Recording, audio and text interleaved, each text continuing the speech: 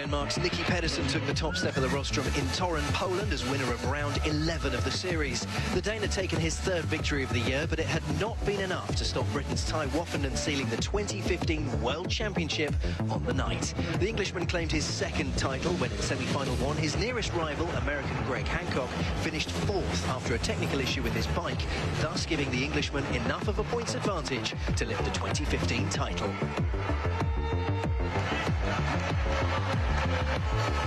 Oh, it's meant everything, you know. It's everything you focus on and work towards, and to actually get it done is a great feeling, you know. It's kind of hard to think that, you know, you're the best in the world, but yeah, I am. So sick. The racing in Torun had been tough but exciting for the capacity crowd at the Marion Rose Motor Arena. Australia's Jason Doyle had fought hard on the night to reach his first final, where he was joined by Niels Christian Iversen, Matti Janowski and Nicky Pedersen. Pedersen, who had been impressive all night with his speed, gated well in white, but not enough to lead Doyle in blue into turn one. The three-time world champion needed to wait until the end of lap one, when he passed the Aussie and took a lead that he was not to give up.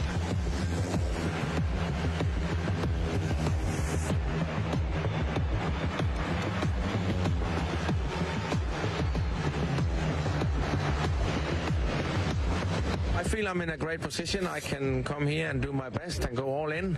As I said, 2 points behind Greg. I can still get the silver. I'm up for the challenge. I do my best, and that's all I can do, and then see what happens.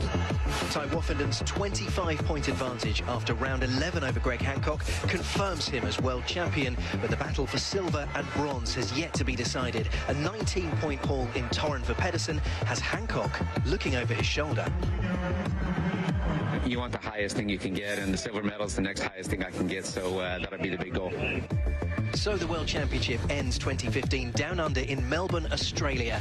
The Etihad Stadium in the centre of the city hosts the final round of the series, as our Warriors of Shale will race under the biggest roof in the Southern Hemisphere.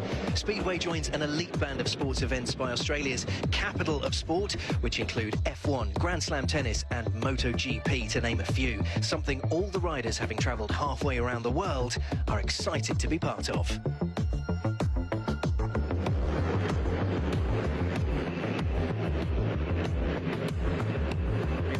A long old trip, but glad we're here, and it's a fantastic stadium, beautiful. So yeah, looking forward to cutting some laps here. You know, track looks big. It's a little bit different from the usual one-off tracks. It's unbelievable. It's just going to be so interesting to see how it's going to be to ride in there. For a couple of Aussie boys, it's all about being home and on the biggest stage of their careers. The first time, you know, for a lot of us to come here and to race in Australia especially, and it'd be nice to, you know, win the first one, and yeah, you know, everyone's excited. I'm so stoked to be here, and looking forward to it. Yeah, it's a massive dream come true to finally get to ride in front of family and friends, and hopefully bring the sport on in Australia. And bring the sport to Australia we have. This is it. It's the last one of the 2015 season. We're expecting something a little bit special. Andy J here, sat next to the Helen Daniels to my Carl Kennedy. It's the 7 times British champion, Mr. Scott Nicholls. Hello, Scott. G'day, mate. What was that? How are you, son? I'm very well. It's bright and breezy for us, but yeah, looking forward to the action. Let's remind ourselves how Tai Woffinden sealed the deal last time out, because it was a funny way to finish it, wasn't it, really? Well, it kind of was, but I mean, it's a sign of all his good work. I mean, to have sewn the series up before we come into Melbourne tonight is pretty phenomenal. It doesn't happen often, does it?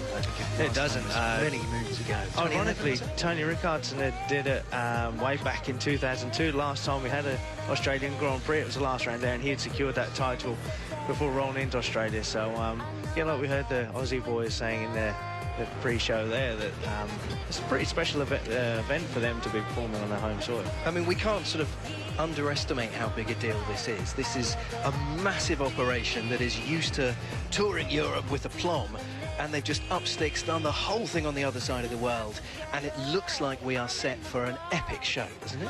Oh, definitely so. And, you know, right now we're kind of just looking at some highlights of Tai Woffinden's season. It's secured that second title for him, and, you know, Tai Woffinden is English, but he spent a big chunk of his life growing up in Australia. So ironically, when the last round was in Australia, Ty Wolfenden wasn't even riding Speedway at that point. So it shows how long ago it was. Yeah, it's crazy. And I think it was Jason Doyle, Chris Holder, Troy Batcher, they were watching, but they were all in their teens at that point. So I seem to recall, Scott, however, you weren't in your teens. No, I certainly. You got a rostrum position. I'm still kicking around now. I did.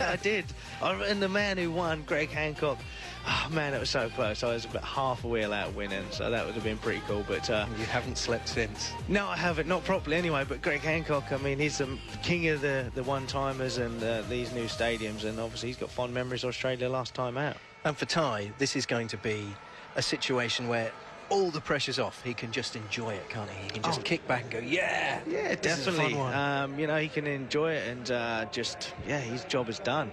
The battle is on for the other boys. I mean, Troy Batcher there, it's home Grand Prix for him, but it's not been a great season for Troy. He's not done enough really this time around, has he? We'll talk about some of the other riders very shortly, but I think it's only right that we hear from the new world champion. Let's hear from Ty Wolfenden.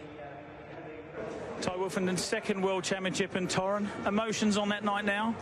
Yeah, for sure. I said before, when you work so hard, it means that much more, What can I say? It's been an amazing year, and, I wouldn't be able to do it without the people around me. Harder to win than the first one? I'm not sure. I think this one was... it's hard to say. This one, I think, was a little bit easier. It's not easier. I don't know how to explain it. 2013 happened, and this year I know what happened. So 2013 I didn't know what happened, so hopefully I can take that forward with me. We know what's going to happen tonight. You're going to pick up the World Championship trophy. After this, what is the start? How do you commence your build up to next year? It's already started. So winter, staying in Australia, how long before you go back to Europe? I think we go back to Perth on Monday. On the 11th, we fly back to England for a little bit because they can only have a 90-day visa, so we're going to fly back, and then we come back out we're in Australia for 3 months. And then going into the new year, obviously pick up the fitness training, get the bikes ready, and then back into the season? Yeah, that's it. Just start preparing and hit the ground running next year. I'm excited for next year already. It's going to be great. And back in Australia where you grew up to ride in a Grand Prix, pick up the World Championship trophy in what looks like a great stadium and a great track. Oh, amazing, and when we practiced here yesterday, the guys that have done the track here have set the bar for the other places in Europe, because to do an indoor race and it not rip up, it's amazing. So I'm looking forward to what the future has to hold for our sport and for the indoor ones. Good luck tonight. Thank you. Big words at the end there, Scott, from Ty, just almost laying the gauntlet down for the other venues. I mean, we haven't even seen how this one is going to set itself out yet. We haven't seen a single heat, but Ty is talking like it's the greatest event in the world. These guys had practice yesterday. We haven't seen anybody turn a wheel yet, but I heard nothing but good reports from the practice. All the riders were excited by it, and it's just 348 metres. I mean, that's a huge indoor track. It's like 70 metres bigger than your Cardiffs and Copenhagen's, and it's actually bigger than Torren and Gorzoff. So looking forward to some exciting stuff. He said it didn't cut up, so can't wait. It's going to be incredible. Really, really excited for this one. One man that will be hoping to keep control of the nerves and master this track is Greg Hancock. Let's hear from him. Greg Hancock, I know that when the season started you wanted to defend that crown and be world champion again. It hasn't worked out, and you've still got some work to do tonight. Yeah, absolutely. I mean, winning is what we're all here for, and that's the world championship. But, unfortunately, it didn't work out the way I planned it, and now it's just to go for the next highest rank that I can, and game on. Looking at this tonight for the riders, fantastic stadium in Melbourne. You won the last time when we were in Australia, but it looks like a track you can all perform on. Track looks awesome. It's pretty, as I said yesterday too, it's pretty appetizing, and it just makes you, you just want to get on your bike when you get here. So I'm looking forward to it. I'm really excited. My bike's felt great in practice, and now it's just, I want the first heat to get rolling. I know you're good friends and you talk a lot with Ty Wolfenden. Just a word on what he's achieved this year. It speaks for itself. I mean, I'm good buddies with him. I've known him for a long time too. So to see what the kid's done this year, what can you say? There's nothing negative. He did the hard work early on, and then he maintained the consistency and was just flawless. So I take my hat off to him, and obviously very envious. The 22nd season of Grand Prix Speedway kicks off next year. You're going to be there again. Your preparations, what's the winter going to look like for Greg Hancock? Well, you know, we've already started. You know, the title went away in the last round, so I know that for me that there's a new title to start for 2016. So we're starting already, and new preparations, new testing. We're doing a few things tonight too to see what we can do for next year, and you know, it feels like there's never any rest. And the enthusiasm of a man, the most experienced guy in Speedway history. The enthusiasm. How does it keep coming? It's me, it's my life, it's my career, and it's Speedway, you know. It's just that burning desire to be successful, and the burning desire to get sideways in my life, and it's been there. I thank my dad for that from day one, and you know, I still thank him for it. So I'm still getting sideways, I'm still grinning, and I'm still winning. Good luck tonight. Thank you. One ambassador for the sport, Scott. I mean, I think he's just made it very clear he'll be here next year, which is terrific news. But he just still loves it. It is, and it's you know, the contrast between him and Ty, both world champions, both said preparations have started ready for next season, which is very impressive to hear. But yeah, Greg just has that. He's always bubbling, you know, and I think that's why he's been so competitive for so long. And you know, he's a veteran of the sport, and I admire the guy to be as competitive he is at his age. Is phenomenal. I mean, it's been an up and down season for him. He didn't start brilliantly, he then hit some form. He's looked very fast recently, but of course last time out in Torren, semi-final #1 did not go as he wanted. It served it up on a plate to tie. Yeah, it didn't. You know, he had a real tough start. See, Greg Hancock, sorry, here is in the red off gate 1. Had a real slow start to the season, coming as defending champion. Obviously mechanical gremlins in this one, but it was such a shame because he had such a great 3 Grand Prix coming up into Torren. Very, very consistent. So this night was his night to kind of you know, secure that second place, because Nicky Pedersen was a long way back. But you can see here Greg Hancock is trying, but he's not in contention. Looking down his Keeps bike, looking down at it, doesn't he? Something's not wrong. too sure exactly what went wrong there, but you know, the guys out front though, Jason Doyle, he goes on to make his first final of the season. I mean, what actually happened with Greg there, Scott? Do we know? I mean, obviously, it's clearly a bike error, but you're the bike expert. What do you think would have happened? The way the bike is, the way he's going around there, was you would kind of suggest a puncture, but I don't know if there's been any clarification exactly what was what. But you know, it's a shame to see Chris Holder go out there in the 3rd place, but at that point, that was a job done for that man there, Ty Wolfenden. For sure. And of course, what that has done, if anything, I mean, it's not like we need to look for reasons to be excited about today, because it's going to be the event itself is substantial, but the great rivalry that has lasted for such a long time now, of course, which is, you know, Greg Hancock versus Nicky Pedersen, is alive and kicking for today, isn't it? It is the silver and bronze fight. It's a proper scrap now. Oh, it really is. I mean, Nicky Pedersen in the white here, he had a bit of a tough run. I mean, it's all flipped around. I mean, he had off form since kind of round 7. But this night here in Torren, Nicky Pedersen in the white doesn't make the best start. Jason Doyle in the blue must be thinking he's get his first GP victory, but Nicky Pedersen there, no holds barred, fires up the inside. You know, Doyle threw everything at Nicky, but this was just an awesome display by Nicky. I think he come into this one 13 points behind Greg. That's right. Hauled 11 massive points back. He's only 2 behind tonight. So there's, you know, the championship is sewn up, but there's still a massive race on for that 2nd place. And there's real fighting talk between them. If you read some of the interviews between them, you've got Nicky Pedersen saying, I'd much rather be coming to Australia knowing that I've definitely got 3rd secure and I could take 2nd. I'd much rather be in that position than be in 2nd thinking I'm going to get taken and walk away with 3rd. Well, suggesting that he is really gunning for 2nd. Well, looking at this semi-final, this final here, sorry, I mean, we know the determination of Nicky Pedersen. I mean, that was a brave move, because you know Jason Doyle in the blue is ultra determined to get his first victory. I mean, he's got to be happy with that 2nd place. But Nicky Pedersen, you can never, ever rule that man out. And fighting talk, yes, he does talk a good fight, but he actually fights a good fight too. But Nicky's very good at playing the mind games too. You know, he's very aware that he wants to apply as much pressure mental as he can to Greg, but he's playing with a guy that can handle the pressure from all directions. Well, Scott, I've been looking into some Australian phrases and some well-known Australian words, and I found a phrase that I think is quite an appropriate one to describe Nicky Pedersen, and that is that he is as popular as a rattlesnake in a lucky dip. Flame of Galar. What do you think about that? I think that's pretty good.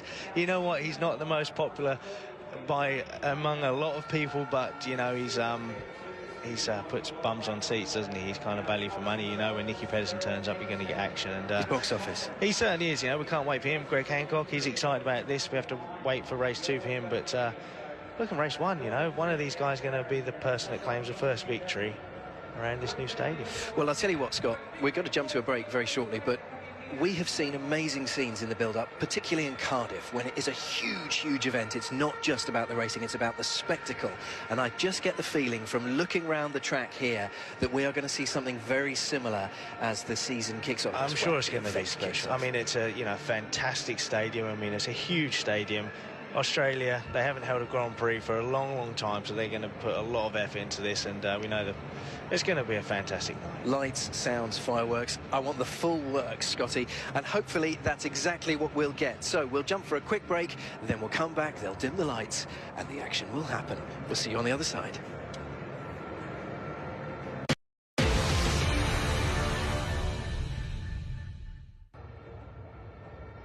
Welcome back. Well, I am very pleased to say Australia is listening, because we asked them to dip the lights and give us a bit of atmosphere, Scotty, and it looks like they've done just that. It's almost like I've got a sheet telling me what's going to happen. I don't. I'm just making it up as we go along.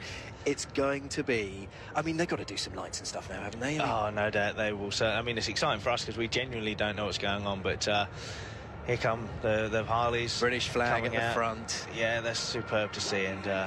like I say, it's going to be a big night for Ty, because he's you know, he's got the British flag there, but he's definitely a lot of loyalty towards Australia. He spent a massive portion of his life there, and so yeah, it's you know, right now it's kind of a funny scene for these guys now, because you know, a big chunk of their series is over.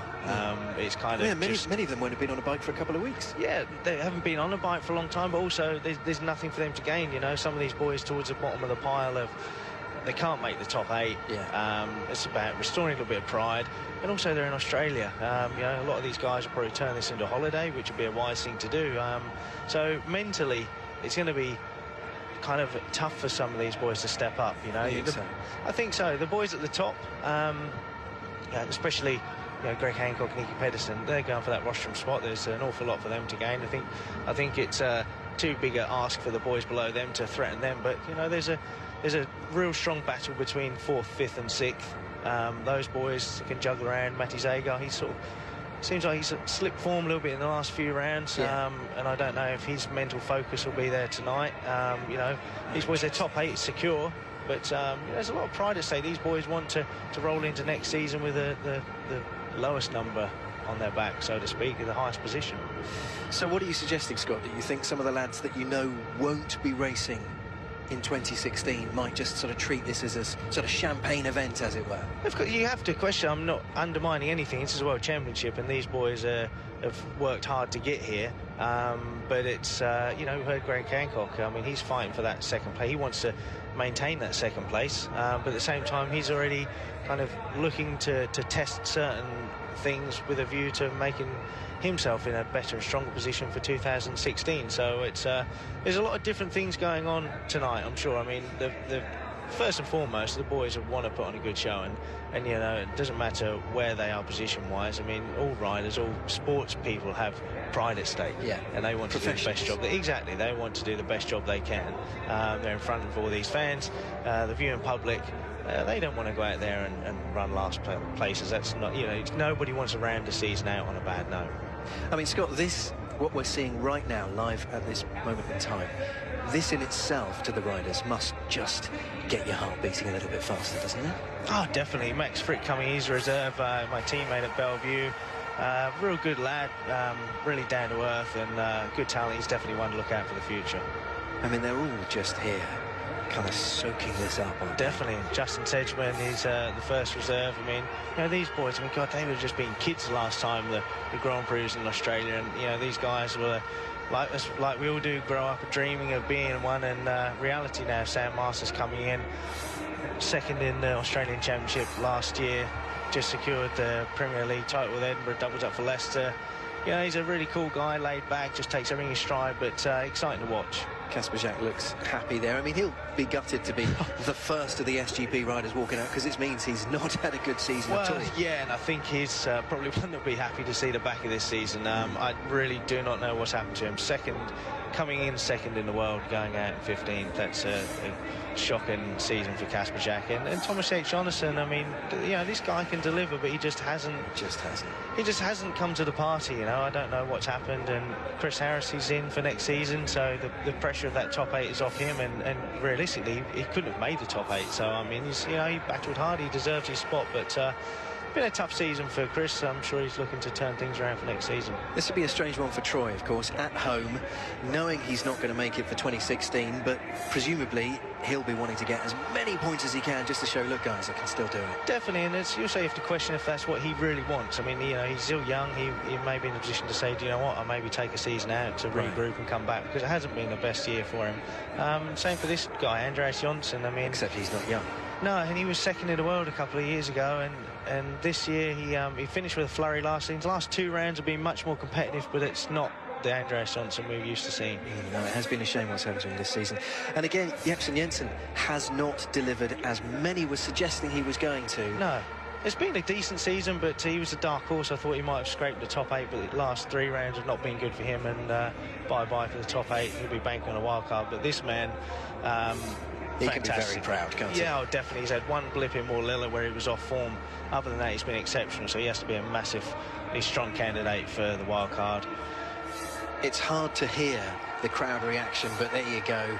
I was going to say it'll just be a bit more special for the home hero, yeah, isn't it? Definitely so. It's you know, it's a massive confidence-boosting season for Chris Holder. It's not been the best of seasons for him, but it's been pretty solid. And obviously that nasty injury to his very good friend Darcy Ward must have had an impact, without doubt. Janowski, he's had an up and down season, but he's certainly shown on those good nights what he's capable of, and secure for next season. And fantastic debut year. Definitely one to watch for next season, I would have thought. Definitely.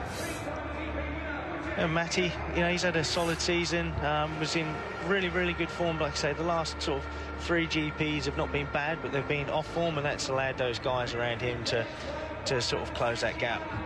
Jason Doyle will be absolutely thrilled, Scott. He has delivered. I mean, he could even finish 4th if he has a great night tonight. He certainly could, mate, and he's really up for it. And you know, I banged on about him all season, but it's been a very impressive debut year for him. And to make that final last time out in Turin, that would have given him a massive boost of confidence as well. Without question. And Niels, of course, wanted a season free from injury. He wanted to show that he was still very much a competitor at this level. He'll probably be cross if he finishes 4th rather than 3rd. Yeah, but you know, 3rd I think is a big ask, but I mean, after that nasty knee injury sustained last season, it's been a confidence building process, and he's had a very solid season. Had some tough Listen times, to the boo, Scott. It's the only time the air horns have stopped. Hold on a sec, there's a chance to boo here. I think that's canned laughter, that's okay, but all right. No, Nicky Pedersen, love or hate him, he's, like you say, he's box office, he's entertaining, and it's quite fitting that him and this man, Greg Hancock, are going to walk out following each other. And it is like good versus evil, isn't it, between these two? And I don't mean to say Nicky's evil, it's just the way they're perceived. But there's no love lost between Nicky and Greg. They've had a few very public run-ins on and off track. Nice tribute to Greg Hancock there with the DW43 on his suit. Yeah, absolutely.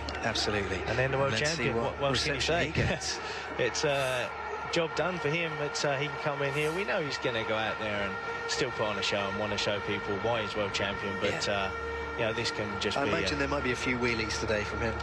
He's known for a couple, isn't he? So, I just can't wait for the first race to get underway. And yeah, I mean, for these boys, like you say, it's first time back here for a long time, and I've just heard such great things about the track. I mean, that is a big track, 348 metres, 46, sorry, for an indoor track is impressive. Scott, you said you can't wait for the first round, but I know that one thing you love more than a speedway heat is a really good anthem sung by people in waistcoats, and I think you're about to witness that. I've actually got the lyrics. I'll be singing to you, mate.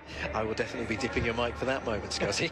We can't inflict that on the good people of Britain, but it is one of those things where if the atmosphere needs to lift any bigger, then often the national anthem is that moment to do it, and I suspect we are going to see the noise levels up just that little bit extra.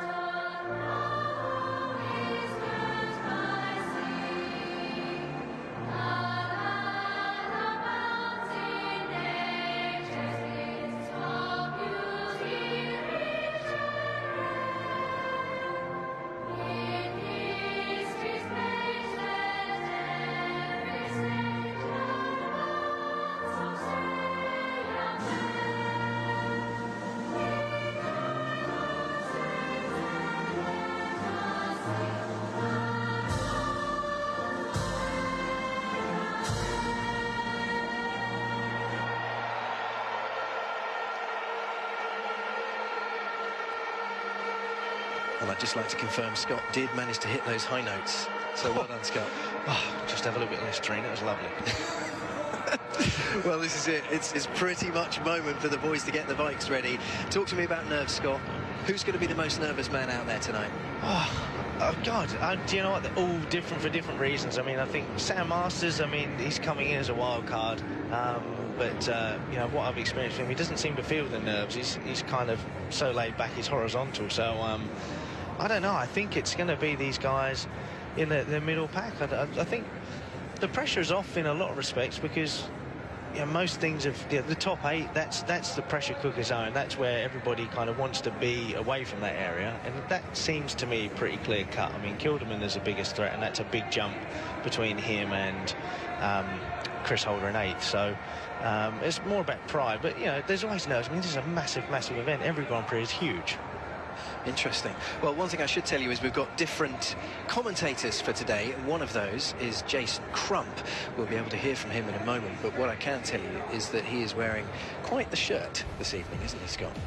Yeah, we were out there bringing some famous guys out and stuff like that to come around, and shirt's obviously a key note, but no, but I think it's great. I mean, there's been some, you know, great legendary riders over the years from Australia, and obviously, like you said about Jason Crump, he was one of them, 3-time world champion, and you know, it's been a lot of effort and work going into putting this event on, and Australia's delivered some fantastic riders. I mean, Steve Regeling there from way back when I was a young boy riding over here, and long time ago. Yeah, I was a young boy once, Andy, but I think it's just great to see them coming out. I mean, it just shows that, you know, Australia has a rich vein of fantastic talent. It's just obviously, sadly, we don't get to see so much of it over there because it's such a long way away. So for us to have the Grand Prix there is fantastic.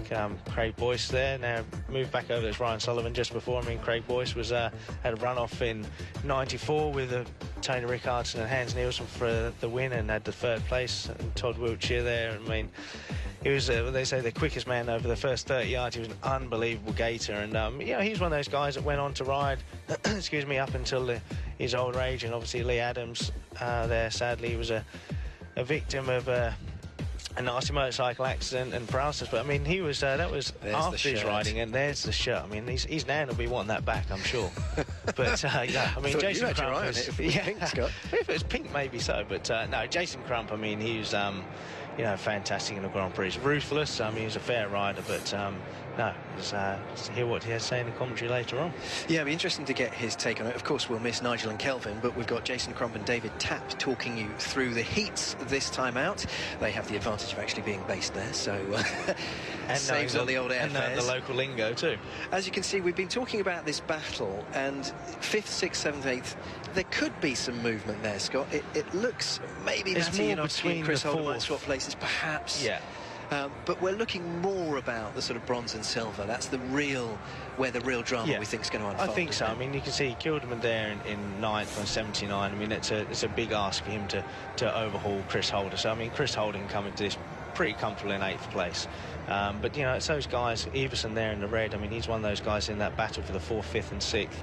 And Zager, ironically, these two are lining up in the first race. So you know, there's a lot of pride at stake there, and it'd be interesting to see if any of these gates have a distinct advantage. We've seen on some of these indoor tracks that, you know, in particular Gate 1 has been a massive advantage. It'd be interesting to see if that is the case tonight. Early doors, it usually seems to be 1 or 4 at these tracks. So I'm excited to see which one gains. But this is such a big track, Scott. How much of a difference do you think it's going to make? Because what we have heard, what's been filtered back, is that you can race on every inch of this track. Yeah, I mean, I'm just generally can't wait to get underway. I mean, we've had some big outdoor tracks years back in Gothenburg and things like that, and they didn't hold up. I mean, you know, everybody's saying the track didn't rut up. They love the surface, they love the shape. I mean, loads of different lines, and like I say, I don't want to kind of bang the drum again, but 346 metres, that is a big track for indoors. How loud and how hot will it be, Scott? Well, so Australia's going to be hot, but obviously with the indoor, that's going to be a big advantage because they can control the temperature somewhat in there. So, yeah, I just excited to get it underway. Here's how Heat 1 lines up for you. Niels Christian Everson in red, Andreas Jonsson in blue, Chris Harris in white, and Matty Zager in yellow. We've told you who's going to be the commentary team, so let's join them and hear from them for the first time tonight. Is Jason Crump and David Tapp.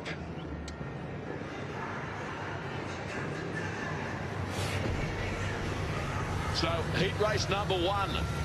Red helmet colour, Niels Christian Iversen from Denmark. Blue helmet colour, Andreas Jonsson, Sweden. Chris Harris, Great Britain in white. Slovenia's Matej Zagar in yellow from gate 4. We have got 4 riders here in heat number 1 that only go one way. They only know one thing. That is full throttle, wide open. On these 500cc bikes, we are broadcasting from just above the start line, up high in the grandstands. Incredible view. Australia's most recognised start marshal, Graham Checkers Stewart, doing the honours in the white overalls. Great character of the sport down under. So Iversen closest to camera. History set to unfold at Etihad Stadium. The chase fly in heat race number 1. It was a good even start. The Dane, Christian Iversen, was the best to begin, and he leads down the back straight.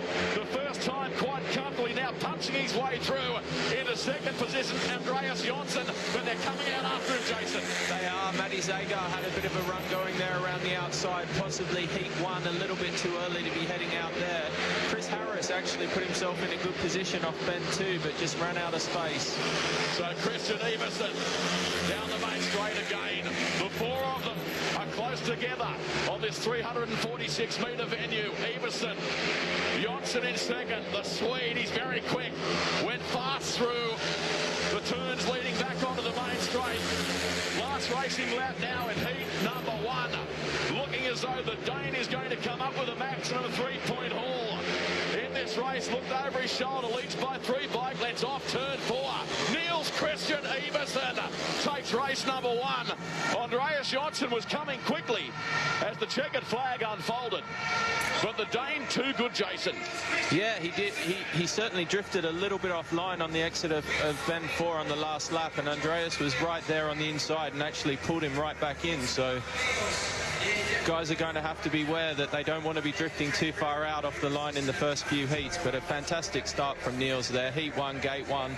He's got 3 points in the bank, and a great way to start the night for him. Jonsson 2 points. Zagar tenacious as always in third with 1 point. Chris Harris from Great Britain coming up with 0 in his opening ride. Steve Brandon working with us in the pits again tonight. We'll hear from him frequently. Your race winner on screen. Well, we know how good he is. Here's the replay. Jason Crump. Yeah, he didn't actually jump that well. I think Andreas just went a bit before him, but he certainly pulled really well into the corner. And look at Chris Harris. He's actually tucked back up the inside, and it almost looked like he got there with Zagar coming around the outside. Niels didn't get a brilliant run. He's a little bit sideways there off the start, but halfway to the corner he seemed to gain a lot of momentum, and he was just able to drive through on the inside of Andreas. Beautiful pictures emanating from Etihad Stadium. The track does look in good condition, though. That's heat 1. It's only going to get better as the night goes on, that's for sure. Etihad Stadium opening on the 9th of March 2000 in Speedway configuration. A capacity of 42,000 available seats. Organisers were confident of achieving 30,000. Ticket sales indicated that was the case. By the way, the roof has been closed here all week. Once the track was laid, the weather was a little inclement, but even today, brilliant sunshine, they still kept the roof closed as a means of ensuring that the moisture would stay in the circuit. Australia's Troy Batchelor will line up here on the inside in the red helmet colour. The world champion Ty Wolfenden from Great Britain in blue from 2. The legend, outgoing world champion, America's Greg Hancock, white from 3. Christoph Kasprzak on the outside in yellow has struggled for consistency, as I said earlier, in 2015. But can be so fast on his night, and of course that applies to all 16 riders facing the starter here tonight. So Batchelor closest to camera. He'll want a big one here from the outset. They're gone. Kasprzak away reasonably well on the outside. It was Troy Batchelor that began quickly, but passed on the outside by the American legend Greg Hancock, who goes to the front. The action is tight. Wolfenden, meantime, surges into second as they spring down the main straight. Troy Batchelor made a pretty good start from the inside there, but I don't know why he drifted out so wide on the first bend. Hancock saw that and just kept going. Look at the pace he's pulling at the moment. Ty was nowhere on the first turn, and he's pulling him in as well. Hancock looking majestic out in front. Had a slow start in the series by his lofty standards. Has really got going in the latter rounds. Have a look at him in full flight. The 45-year-old veteran. Tonight, he's 191st Speedway Grand Prix start. Has only ever missed one round. That was at Boyens in 2014 due to injury. Since the championship's inception in 95 in this format. Hancock, he gets the 3 points effortlessly. Ty Wolfenden, the Brit, in second position.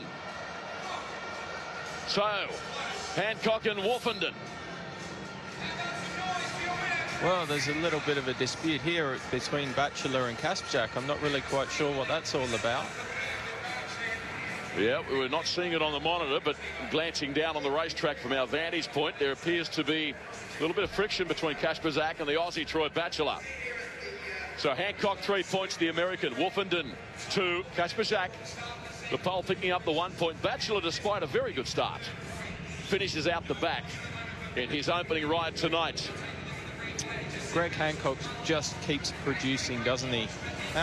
How's he going to stop? He's not away brilliantly here from the start. Batchelor actually made a blinder. And he should have been watching the first race and seen the guys go around the inside. He's kind of in the middle of nowhere there. Greg Hancock's on the dirt on the outside.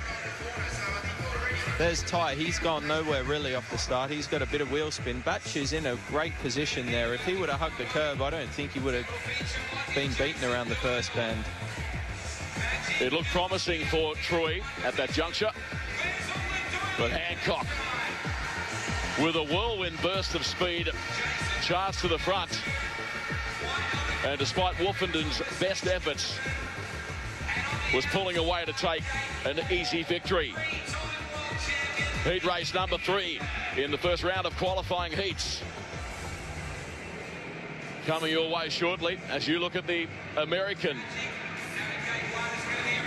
Happy with that. And knows how to do it so well when we talk about the corporate side of the business. So there's the scene at the starting tapes. The Don Smallgoods Australian FIM Speedway Grand Prix. Maciek Janowski on the inside in red. Jason Doyle in blue from 2. Thomas H. Jonasson in white from 3. And Nicky Pedersen, triple world champion, outside yellow helmet colour. Crack field here. So Hancock has won his opening ride tonight, reminding you that Pedersen and Hancock involved in a battle for the silver medal. So Hancock has issued the challenge with a stunning race win in heat number 2. Pedersen, well aware he has to stay right on the American's back. Here we are then, heat 3. Janowski good on the inside, the pole, he goes to the front. Here's Jason Doyle cutting back, looking for a way by on the inside. Meantime, though, Nicky Pedersen goes by on the outside. Oh, no racing room there at all. Janowski, it looked as though Pedersen was about to pass him, and the pole came surging back on the inside. This is a great battle in heat race number 3 of the Australian Speedway Grand Prix. The top 3 very close together on the circuit. Doyle making this a heck of a race. Top 3, you can throw a blanket over. Nicky and Maciek came a bit close there. Jason Doyle almost up the inside of Nicky Pedersen. Here he goes again on the way into turn 3. Brilliant racing, great pictures. Janowski, Pedersen, Jason Doyle. They run onto the back straight on the last lap.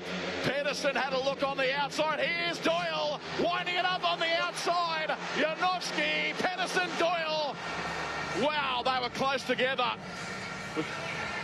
Jonasson not far away either in reality in 4th. That's great race. That's what we want to see. What a race. Nicky and Maciek on the first lap all over each other. Nicky couldn't quite get a run at Maciek with Jason Doyle coming up the inside of him as well. That's what we want to see. What a start to the meeting we've got here. World-class speedway right there. Recapping the result, the pole, Janowski, 3 points. Pedersen from Denmark 2. Doyle from Australia 1. Jonassen 0 in his opening ride, but he can certainly hold his head high. He was only 1 bike length behind the third place rider. Janowski has been a real revelation in season 2015, Jason. Absolutely, and you can see here he's made a very good start off the inside. Nicky's gone with him on the outside. I almost thought from the race before Nicky might have been able to get there, but just not quite. Maček straightened up very early. At that point, Nicky's actually gone past him, but Maček got a lot of drive down into turn 3. Beautiful clutch control from Nicky Pedersen off gate 4 there to get across Thomas Jonassen. Jason Doyle had almost done the right thing on the first bend there by getting back to the inside, but he just wasn't quite carrying the speed required to put himself right there. Picks up a bit. Here's a tight, very tight on the last bend with Jason Doyle on the front wheel over the inside line, actually. And then he went to the outside, looking for a way by, and you can see just how close he and Pedersen came to making contact as the checkered flags were flying. That's the nature of this racetrack. I think when you're in front, I think it's going to be a little bit difficult to know exactly where to go. There's so many lines developing now. We've only completed heat 3, and we've got lines coming everywhere. So Michael Jepsen Jensen, red helmet colour gate 1. Sydney's Chris Holder, blue gate 2. Newcastle Sam Masters, white gate 3. Denmark's Peter Kilderman, yellow gate 4. Chris Holder, how much would he love to win here tonight as he rides his way back to his best form following some horrific injuries the last couple of seasons. Final heat in the opening round of heats here at the Australian Speedway Grand Prix. Away we are with Sam Masters. The wild card goes to the front, but here's Kilderman the Dane on the outside. He went by Masters quickly, so much so that Sam caught pneumonia with the breeze. We look at them further back in the pack. Chris Holder is battling away in third, and Jepsen Jensen is back in fourth. Lap number 2 of 4. The Dane looking good. Here comes Chris Holder making a challenge up the inside of Sam Masters. What a start in first turn by Sam there. He just probably didn't have the experience to deal with Kilderman. But Chris Holder's putting him under some pressure now. Sam does look comfortable. He's not out of his depth here. He's having a good go. I think most people during the lead up to the Grand Prix knew that Sam wouldn't be fazed by the magnitude of the occasion. Checkered flag on display. Peter Kilderman, the Dane, far too good across the line with a wheel stand. Sam Masters, the young Australian, in his GP debut, a fine ride in second. But that man on screen from gate number 4, very quick. He carried his speed around the first turn. He didn't make a good enough start to get all the way, but he kept it going. Yeah, well done to him. So heat number 4 in the results. Kilderman, Masters, Holder, 3, 2, and 1 point respectively.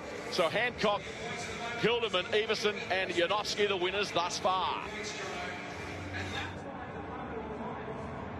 The home of solid real wood.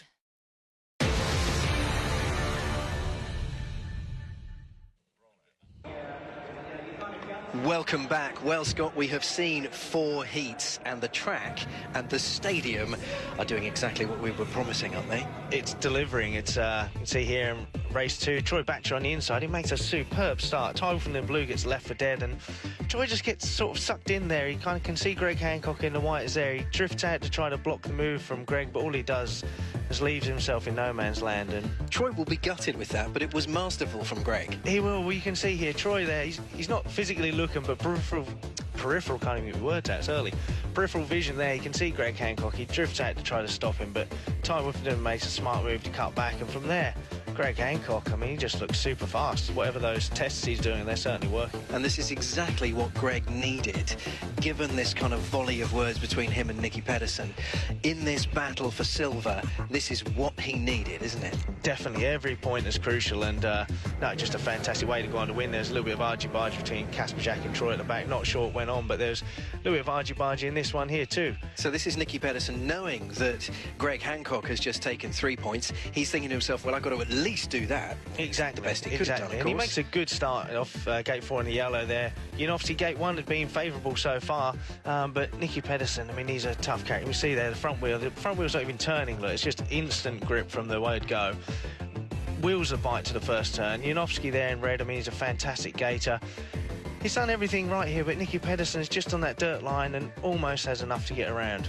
And you think to yourself, well, it's Nicky, he's going to pull something out of the bag, but Magic had just a bit too much for him. Exactly, Magic countered the blow and fired back superbly, and you can see here Jason Doyle throwing everything at it, but Nicky, he's not going to give that second place up. You can kind of feel it, can't you, Scott? I think we're on for a big one. Let's see what Greg Hancock thinks. Greg Hancock, you won your last ride in Sydney, 13 years later, you win your first ride here. Good start.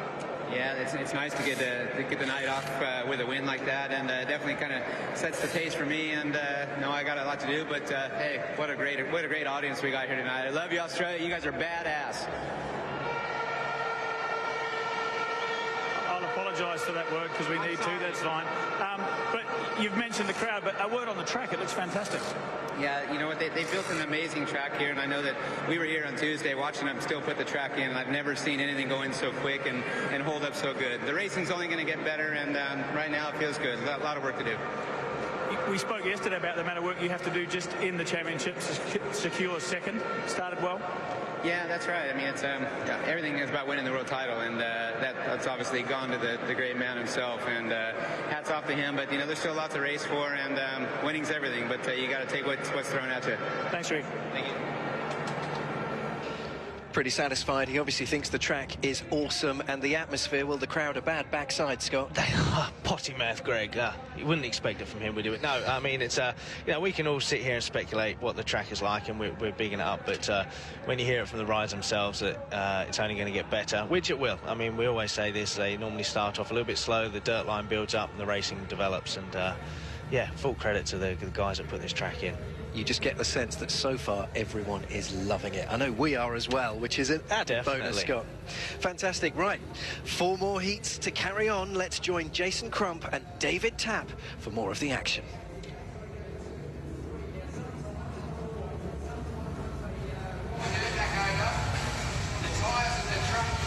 So heat 5, Kilderman red inside. Niels Christian Everson, his compatriot, blue from gate 2. Batchelor, the Aussie, needs points here badly. White from 3.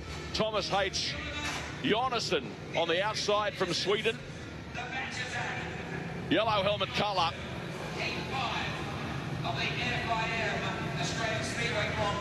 Jason Crump beside me in commentary tonight, the 3-times world champion. Everson coming into this event tonight in 4th place in the World Championship standings. 105 points. There's Jason Doyle.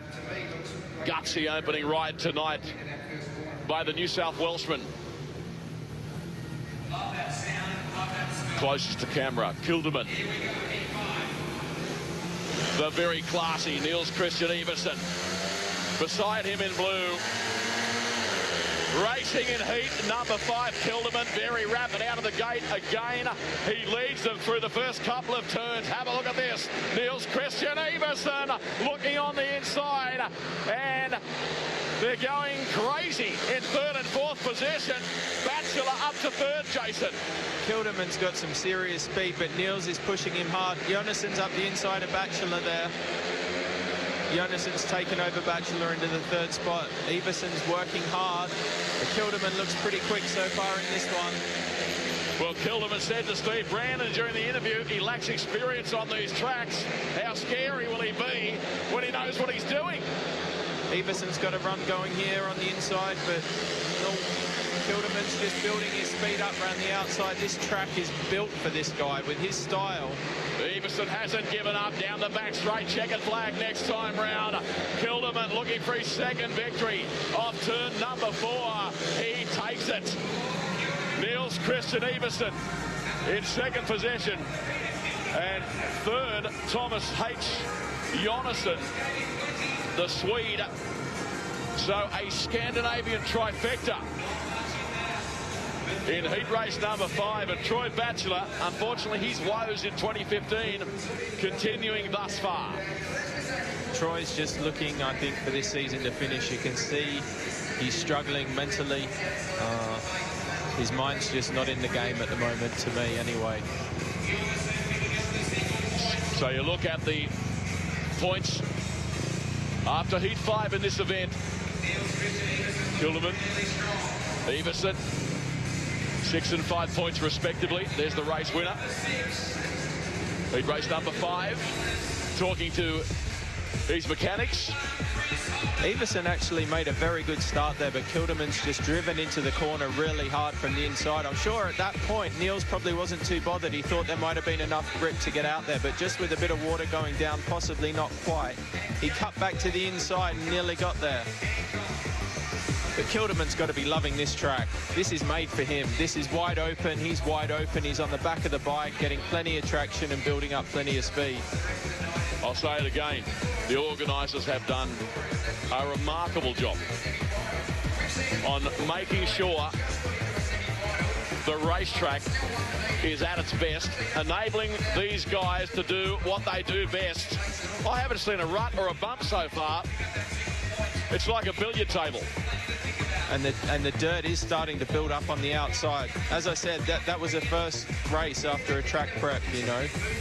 And normally those races can be a bit tricky, but Kilderman was able to use nearly all of the track and just build his speed up lap after lap. So a maximum 6 points for Peter Kilderman after 2 heat rides in the Don Smallgoods Australian FIM Speedway Grand Prix.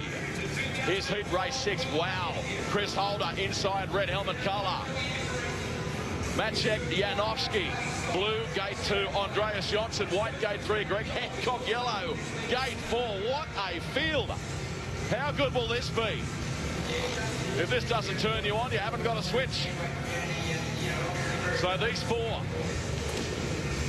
prepare for action in the starters' hands. Wonderful atmosphere. The roof closed at Etihad Stadium in Melbourne. Can Chris Holder get the business done here on the inside? Gate 1 has been working well so far. The Australian leads through turns 1 and 2, but cutting back there was Janowski, and have a look at that. Andreas Johnson, the Swede. He rides through between them and takes the lead. Sensational race here during the early stages, and Chris Holder is out the back. What a lap of speedway. Greg Hancock first went between Holder and Janowski up the back straight. Andreas Johnson got up the inside of Chris to take over the lead, and Greg's coming on the inside now and managed to get past Andreas. So the American Hancock, searching for his second victory tonight, leads in advance of the Swede Andreas Johnson. He looks to have his measure on lap 3 of 4. The Californian powers off turn number 4 and back down the main straight here, leading by about 3 bike lengths, I'd suggest, on the last lap. Andreas Johnson safely in second. Maciek Janowski, the pole, in third, and Chris Holder at the back. Checkered flag. Greg Hancock, he had to work hard for that one. So the American scores his second win of the night and applies more pressure to Nicky Pedersen, who's in pursuit of the silver medal, battling with Hancock, that man on screen. What a performance from Greg. He just, I said it earlier on, he's amazing. You know, 45, 46 years old, and still prepared to get in with the boys and do that sort of stuff. It's amazing, and credit to him. You know, Chris Holder. Recap on screen as the points adjust. After heat 6, Hancock on 6, Kilderman on 6, Niels Christian Everson on 5, Andreas Johnson on 4. Excellent race, that. Fantastic race. Greg didn't make one of his customary starts in that one. Chris Holder actually made a beautiful start off the inside. And Andreas Jonsson there, as you see, going into the corner. Chris has drifted up, and Andreas has spotted that move and cut back. At that stage, Greg's at the back. Watch Greg come into picture now between Janowski and Holder. He's gone where there's hardly any room, and he's just moved Chris offline. Janowski's still in it up the inside, and Greg's just on the gas. He just starts working the inside. He just works it. Andreas probably feeling pretty good on that part of the track. But Mr. Hancock just does that beautiful turn back. Lining up there, his handlebar was on the fence. His handlebar was on the fence there for that start. Expert comments from 3 times world champion Jason Crump, working with yours truly, David Tapp, in commentary here tonight. There's the man known as the Grin, for very good reason. Mr. Popularity. When you're putting performances together like that, why wouldn't you be grinning? Too true. There's the world champion Ty Wolfenden, working his way into the starting tapes. Again, we have tremendous field here in Heat 7. Reminder of the World Championship chase. There's the top 4 on screen coming into tonight's final round. So much interest between Hancock and Pedersen. That is, in fact, the points updated at this juncture of the event as well. And here's the starters now in Heat 7. Jason Doyle, red, the inside. Michael Jepsen Jensen, blue gate 2. Ty Wolfenden, white gate 3. Chris Harris, yellow gate 4. So Great Britain represented by the riders in alleys 3 and 4 here.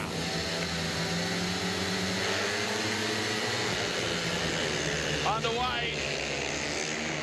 Pretty good even start on the inside, though. The Australian Jason Doyle, although Wolfenden serves it straight up to him on the inside, and Michael Jepsen Jensen is also quick, as you can see, battling in the middle of the circuit.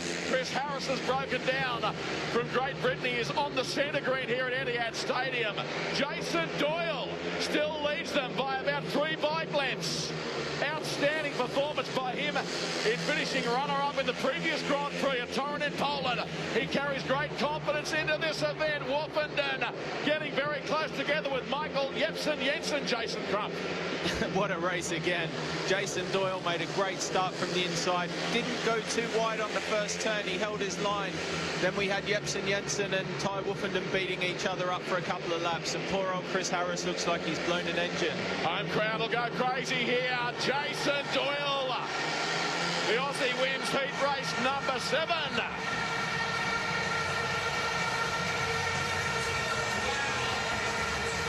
Brilliant ride by the Novocastrian, underlining his growing confidence with a stunning victory in Heat 7. That's what he needed to settle his nerves. I'm so happy for him he's managed to do that. He rode a smart first turn after making a good start from the inside, and that's what he needed. Hopefully now he can go back and fine-tune a couple of things with his bike. Doyle, Wolfenden and Jensen as the points and the reshuffle shows you where we are at the completion of 7 heats. Hancock, Kilderman on a maximum 6. Jason Doyle on 4. 1 point in his opening ride, and then that win. Jason's made a good start there. Jepsen Jensen's gone with him, but Jason didn't go too wide on the turn, on turn 1. He's held it no more than a quarter of the way out, and I think that's where you need to be if you're off gate 1. I think going up too high, you open the door for the other boys. Ty Wolfenden charging pretty hard under Michael Jepsen Jensen there on the 2nd or 3rd lap. But by that stage, Jason had pulled out enough of a gap to be clear and away from them. First Australian race winner at the Australian Grand Prix is going to be happy and hopefully can settle down and build on that great ride in that heat race. Indeed. There he is. Has lost considerable weight, has become a fitness fanatic. Look, a late bloomer at international level. A career punctuated by injuries. He always had ongoing shoulder problems, had surgery, and has slowly built to where he is at now.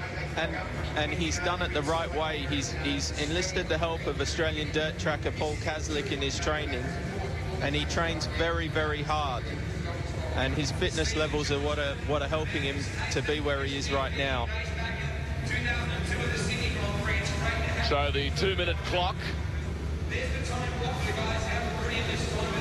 was being utilised, but all four now at the start line. So Matej Zagar, Slovenia, red helmet colour, gate 1. Christoph Kaprizak, the pole, blue, gate 2.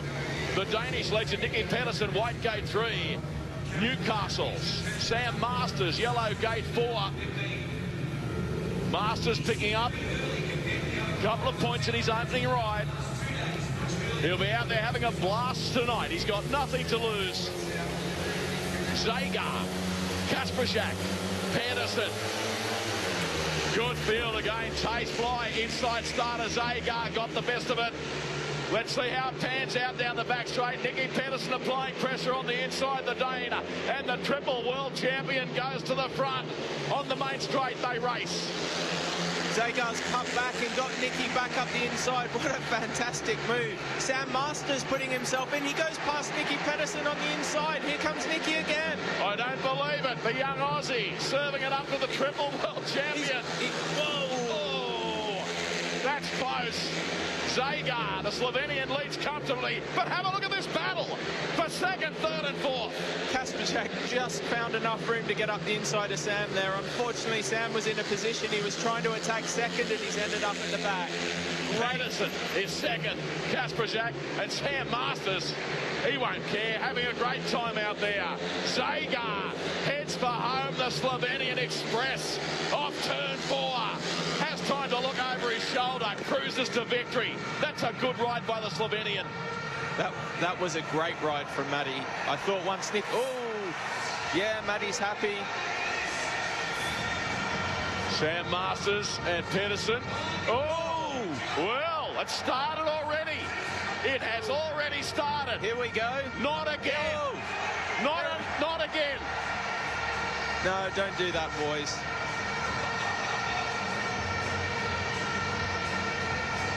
Sam's obviously not happy with what's happened on track. It's hard racing. You know, Nicky's got a lot of experience at this level. Sam's obviously feeling hard done by. There wasn't a lot of racing room left, but there was just enough. Nicky is a hard racer. We all know that. Sam's experience there possibly cost him a little bit. You can see how animated. Oh, I can tell you something. There's punches flying. Oh. Well, have a look at this. Have a look at this.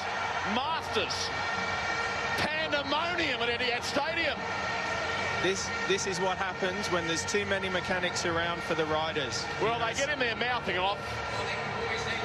And the emotions have reached flashpoint. Well, if anyone can attract controversy, it is the Dane, Jason. Well, yes, it is. I mean, that was something out of nothing, really. There, the riders were having a bit of a push and shove, and that's, in my opinion, that's not such a bad thing. I saw one of Nicky's mechanics take Sam Masters down the ramp in the pits, and that's when things are happening wrong. So 6 points, Hancock and Kilderman. They continue to leave in advance of Everson, Zagar, Doyle, Janowski, Wolfenden, and Johnson.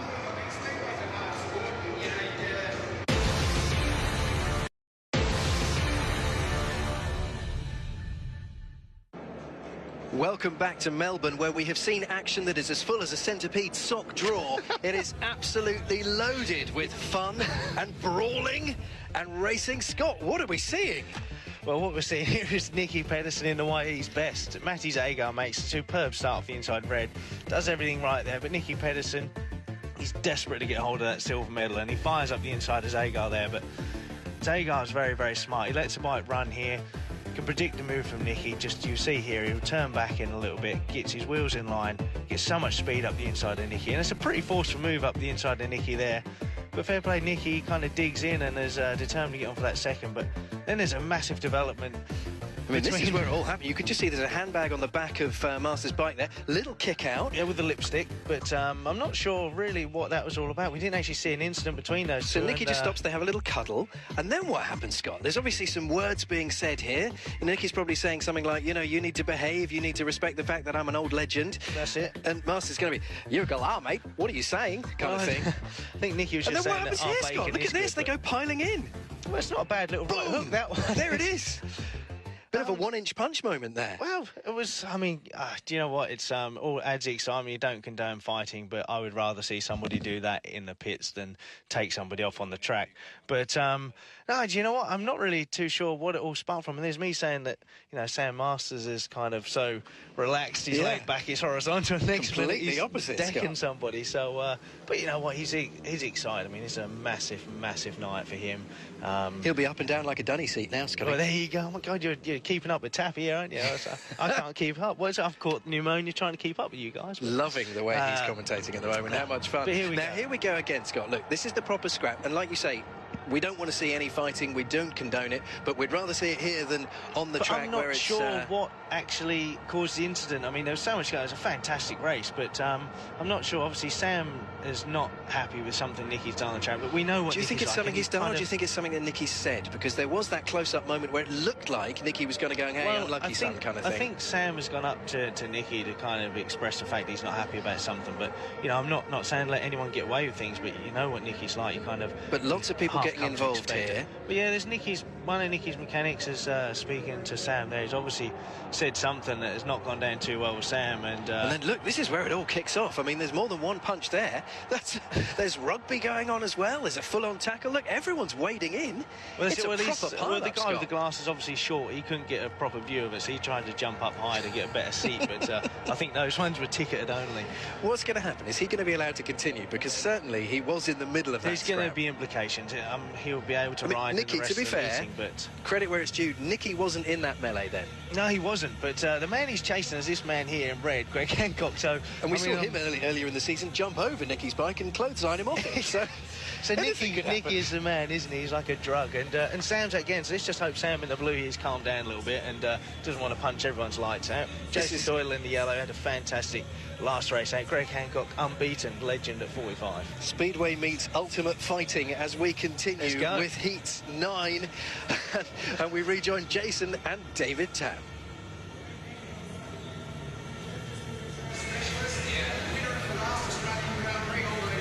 Let's check the starters now. Greg Hancock, red gate 1. Sam Masters, blue gate 2.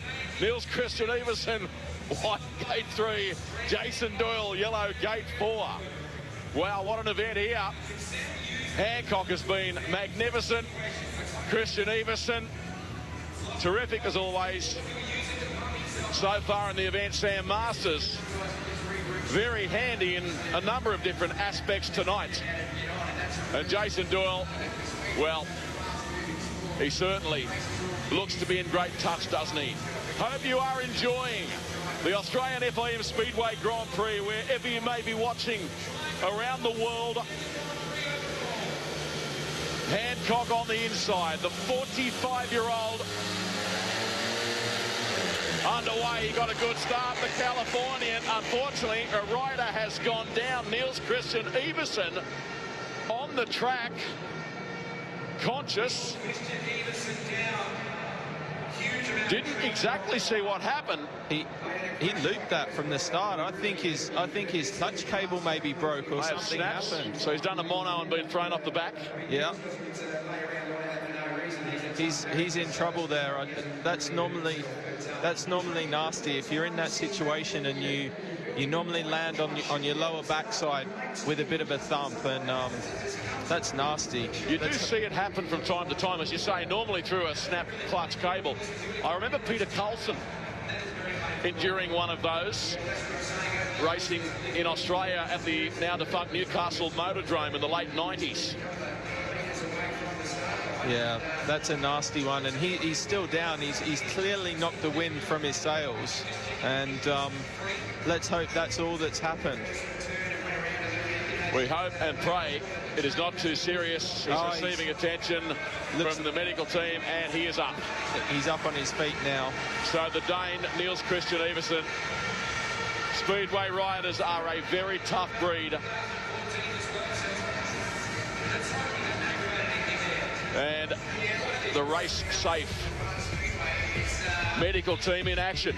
There you go. He's got traction there. The bike has just literally jumped out of his hands. He's landed straight on his tailbone. Yeah. Which brings tears to your eyes. Yeah. he's lucky to get away with that. He's got up to his feet, and he's now in the race safe buggy going back to the pits. Oh wow! You can see straight away grabbing for the backside. And he has been excluded.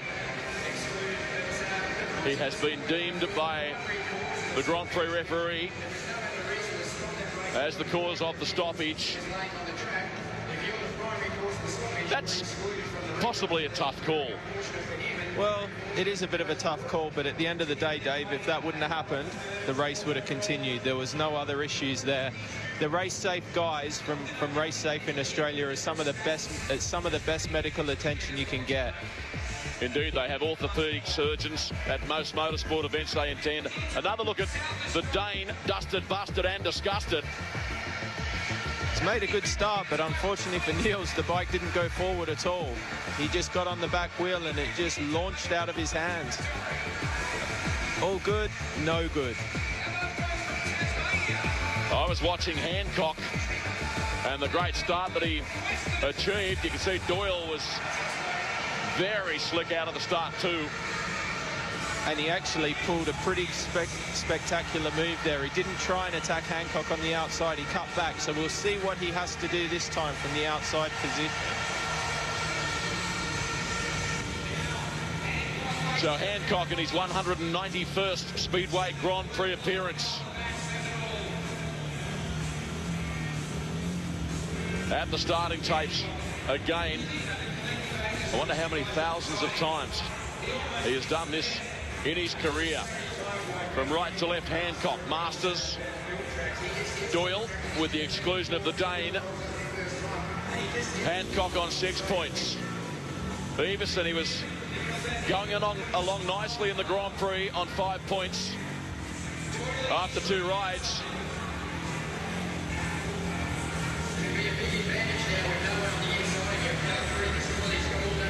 Of course, Hancock second in the World Championship heading into this event.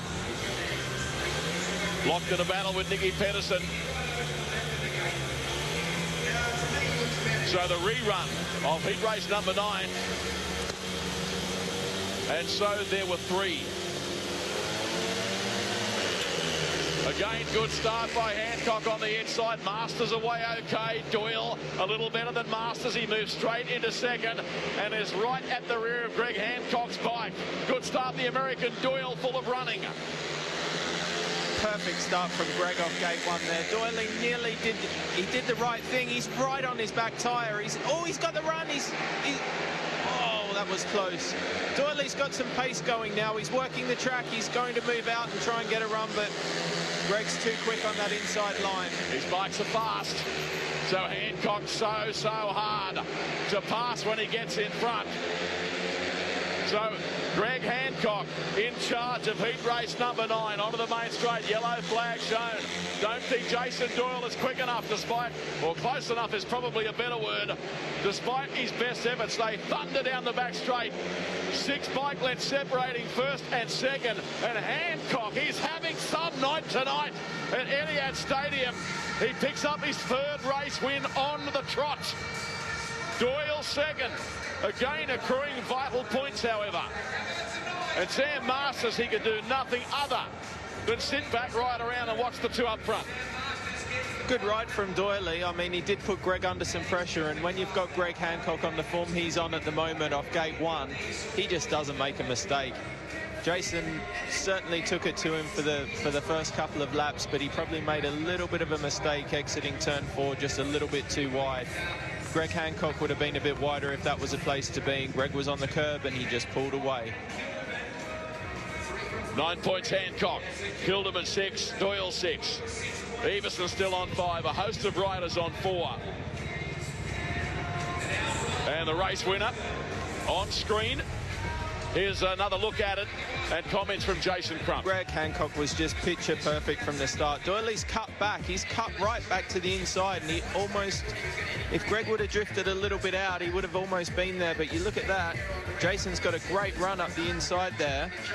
Greg's covered it. That's just a classic Greg Hancock start. 2 or 3 taps on the clutch to the corner. Jason's tucked in behind him. After that, Greg Hancock was just in the right place at the right time and just pulled away. He's super fast and super smooth, but right there, Jason's gone with him, and he's got a great run off that corner, but Greg's just too clever and covered the track. Yes, right at that stage of the race, you got excited in commentary. It looked as though Doyle may surge to the front with an inside charge. But gee, Hancock's tough, so tough. Heat 10 is next. Nice to have you with us. Australian sporting history tonight. Speedway Grand Prix history tonight, as it comes to Melbourne for the first time. Heat 10 approaching the midway stage of the third round of qualifiers. Pedersen, after being involved in a controversial incident earlier. Red helmet colour gate 1. Troy Batchelor desperate for points, blue gate 2. Michael Jensen, white gate 3. Andreas Jonsson, yellow gate 4, the Swede, who, not surprisingly, has looked quick tonight. We expect that from Jonsson, particularly on a track like this. So the tapes in the air in heat number 10. The Dane got the best start, Nicky Pedersen. Here come the challengers led by Troy Butler. But what about this? Andreas Jonsson, like he was shot out of a gun, has got from 4th to 1st to take the race lead. At the end of the first racing lap, the Swede. This is tremendous stuff at Etihad. Michael Jensen now putting Nicky Pedersen under some pressure on the inside as well. Nicky is going to be absolutely fuming with himself. He was in a perfect position there, but just didn't cover the track.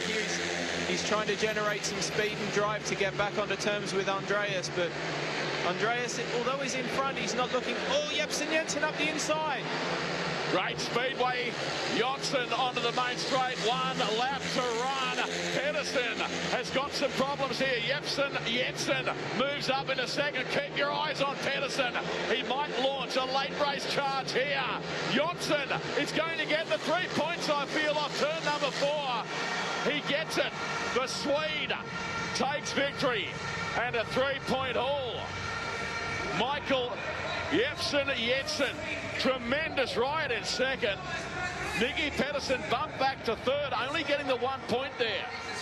Nicky just doesn't look like he's got the pace to deal with these boys tonight on this big track, and that is very, very unusual.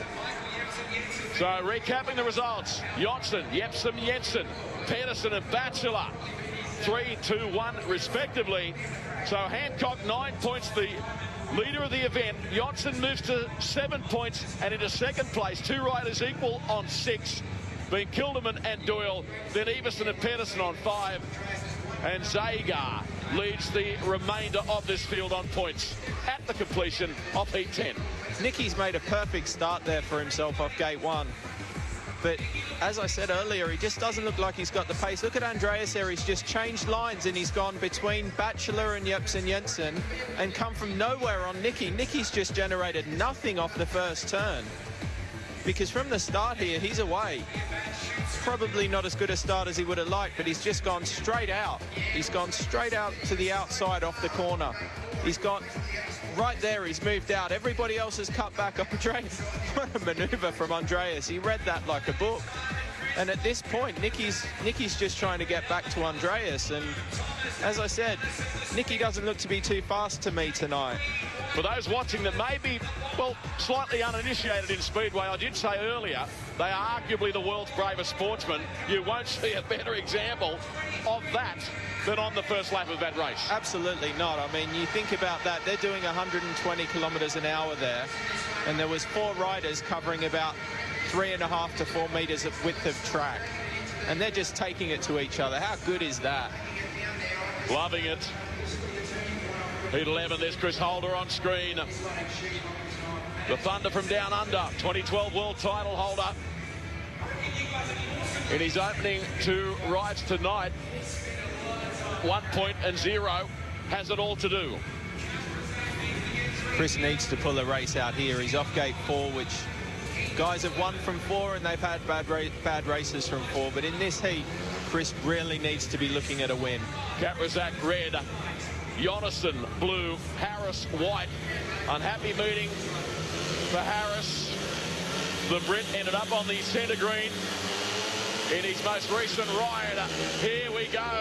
Harris, not a bad start from the centre of the racetrack, but very aggressive stuff on the inside by Kasperzak. But Jonasson goes to the front now in the blue helmet colour. Have a look at this, will you?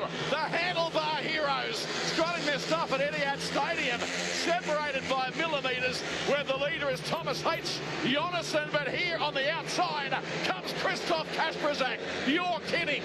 What a great ride there by Christoph. They weren't covered by anything off the first turn again, and Chris Holder looked like he was coming into it up the inside. Thomas H. Jonasson came out of the corner in the lead, and Kasperzak's ridden probably his best race of the year today, all after Chris Harris made the start. Chris Holder in third, and Chris Harris at the back. 1 lap to go. Holder had a look on the inside in an attempt to challenge Jonasson for second. It didn't work out for him. Race leader is Kasperzak, the pole off turn 4, and a welcome return to victory circle for Christoph Kasperzak. 3 points in heat race number 11. The first couple of laps there, breathtaking, is one word that comes to mind. The first time I rode this track and I exited the corner, I knew nobody had anywhere to hide. Kasperzak, Jonasson and Holder, the top 3. The pole bagging the 3 points. As we check the progress points, Kasperzak now moves to 6 on 5 points, equal with Iversen and Nicky Pedersen. Still Hancock leads the way, a clear 2-point leader of the event. This track is just producing some fantastic racing. Chris Harris off gate 3 here makes a blinder of a start, and he's in a great position there. He got moved a bit by Kasperzak. Right here, you wouldn't pick who's going to come out of it. Chris Holder's up the inside, Kasperzak on the outside, Jonasson in the middle. There's no room for anybody. Unbelievable racing. Chris Harris there made a good start, but just spun up a bit to the corner. Kasperzak's ridden him out wide. Looks almost like he's gone too far, but he obviously had a plan. Chris Holder's put himself back into position there with Jonasson up the inside. Here comes Chris. He's just picked up at the wrong spot and just couldn't keep his momentum going. But Christoph Kasperzak's got to be happy with that. That's one of the best races I've seen him put together this season so far. Yeah, he's a tough rider, Kasperzak. Not consistent this season. Tonight's his 52nd career Speedway Grand Prix meeting. Has an average at this level of 7.08 points per Grand Prix. So we now approach the final heat in the 3rd round. And can't wait for this one. What a screamer coming your way. Here's the field. Denmark's Peter Kilderman. Red from gate 1. Matej Zagar, last race winner. Blue gate 2, the Slovenian. Maciek Janowski. White gate 3. Ty Wolfen, the world champion. Great Britain, yellow gate 4. It's a massive heat. A massive event for Kilderman. He's chasing Chris Holder. Holder in position 8 in the World Championship standings, where he needs to be guaranteed automatic qualification. Kilderman is right behind him and coming out to get him. Takes fly over on the inside. Kilderman again began brilliantly. Let's watch this as Woffenden switches lines in the yellow helmet colour and charges towards the front, but the Dane still maintains the race lead. Also riding brilliantly in this one is Maciek Janowski. He's up into 2nd now in the white helmet colour and challenging the Dane for the lead. Peter Kilderman's bike is working fantastically well. He knows what part of the track he needs to go to, and he's getting himself there. Maciek Janowski, a good effort into 2nd place. Ty Wolfenden's trying very, very hard, but taking a lot of roost at the moment. He doesn't look like he's quite carrying the same amount of enthusiasm as he has in previous Grand Prix. Janowski again showing scant regard for reputations as he tries to shut down the world champion in this race. Back straight away, Kilderman the leader. Have a look at Ty Wolfenden, the world champ on the outside here, making a race of it as the checkered flag unfolds. I think he got there. He did. He definitely got that on the line from my angle. So, Kilderman the winner again. Kilderman the winner again. What an event he is having. 3 consecutive victories to be joint leader with Greg Hancock. Woffenden and his brilliant best here, though. Ty certainly put it all on the line on that last corner. He went in super deep. These guys are battling over second place, and at that point, Maciek's just pulled a bit of a locker on the exit of the corner and probably lost a bit of speed. But watch this from Ty Woffenden. He's clipped the fence and he's gone in really, really deep. He's just kept it. He's just kept the throttle on, and Maciek probably didn't expect him to keep going. But Ty's just kept going. Oh, he's clipped the fence again over the line. Tell you what, that's a bit tighter than I thought. Another look from a different angle. Look at Woffenden, yellow helmet colour. Janowski on his inside. Hagar wasn't far away either, was he? No, not at all. No, Ty's got that a bit easier than it looked on the first angle. So we've had a look at the different angles. There's your race winner. But Dane, how good is he going to be? I'll tell you what, David, Chris Holder needs to score some points here, because Peter Kilderman, he's not dropped a point yet. There's the race results, and here's the updated points. Hancock, Kilderman 9, Johnston 7, Doyle and Woffenden equal on 6, then 4 riders on 5 points.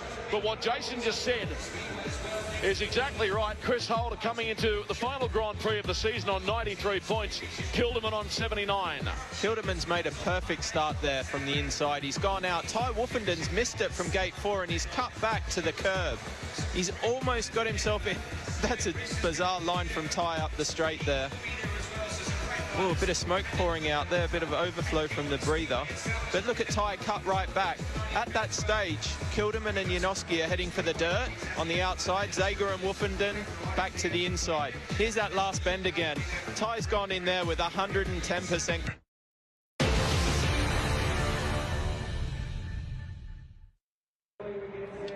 Welcome back to Melbourne, where we are 12 heats into the final Speedway Grand Prix of 2015. Andy J sat next to Scott Nichols, and Scotty, you enjoyed Heat 10, didn't you? I've enjoyed them all. It's raining out nicely. We thought that it might be a little bit dead because the World Championship is sewn up, but certainly not. Nicky Pedersen. But yeah, definitely. Nicky Pedersen in the red. I mean, we know he's desperate for the points. He needs to bag some, but Andreas Johnson in the yellow there.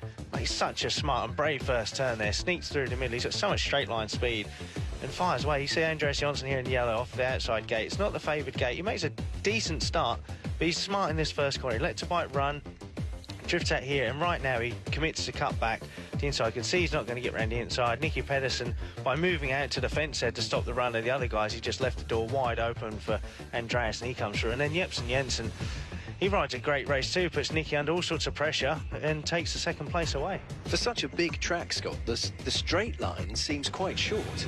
It is, it's quite a round track, but it's generating a lot of different lines. It's leaving you vulnerable on the down the straights. Chris Harris here makes a decent start off gate 3 in the white, but almost makes too good a one and leaves himself in a bad position. I mean, look how far behind he is now. And Chris Holder has a lot of straight line speed in the yellow up the inside there, but can't force the issue on Thomas H. Jonassen. And but look at KK, Scott. I mean, this was the surprise of the night so far, wasn't it? Well, I mean, it's been the race of the year for KK. I mean, at least, he meant some authority in the first turn there, runs into Chris Harris, moves him wide, and comes away with a win.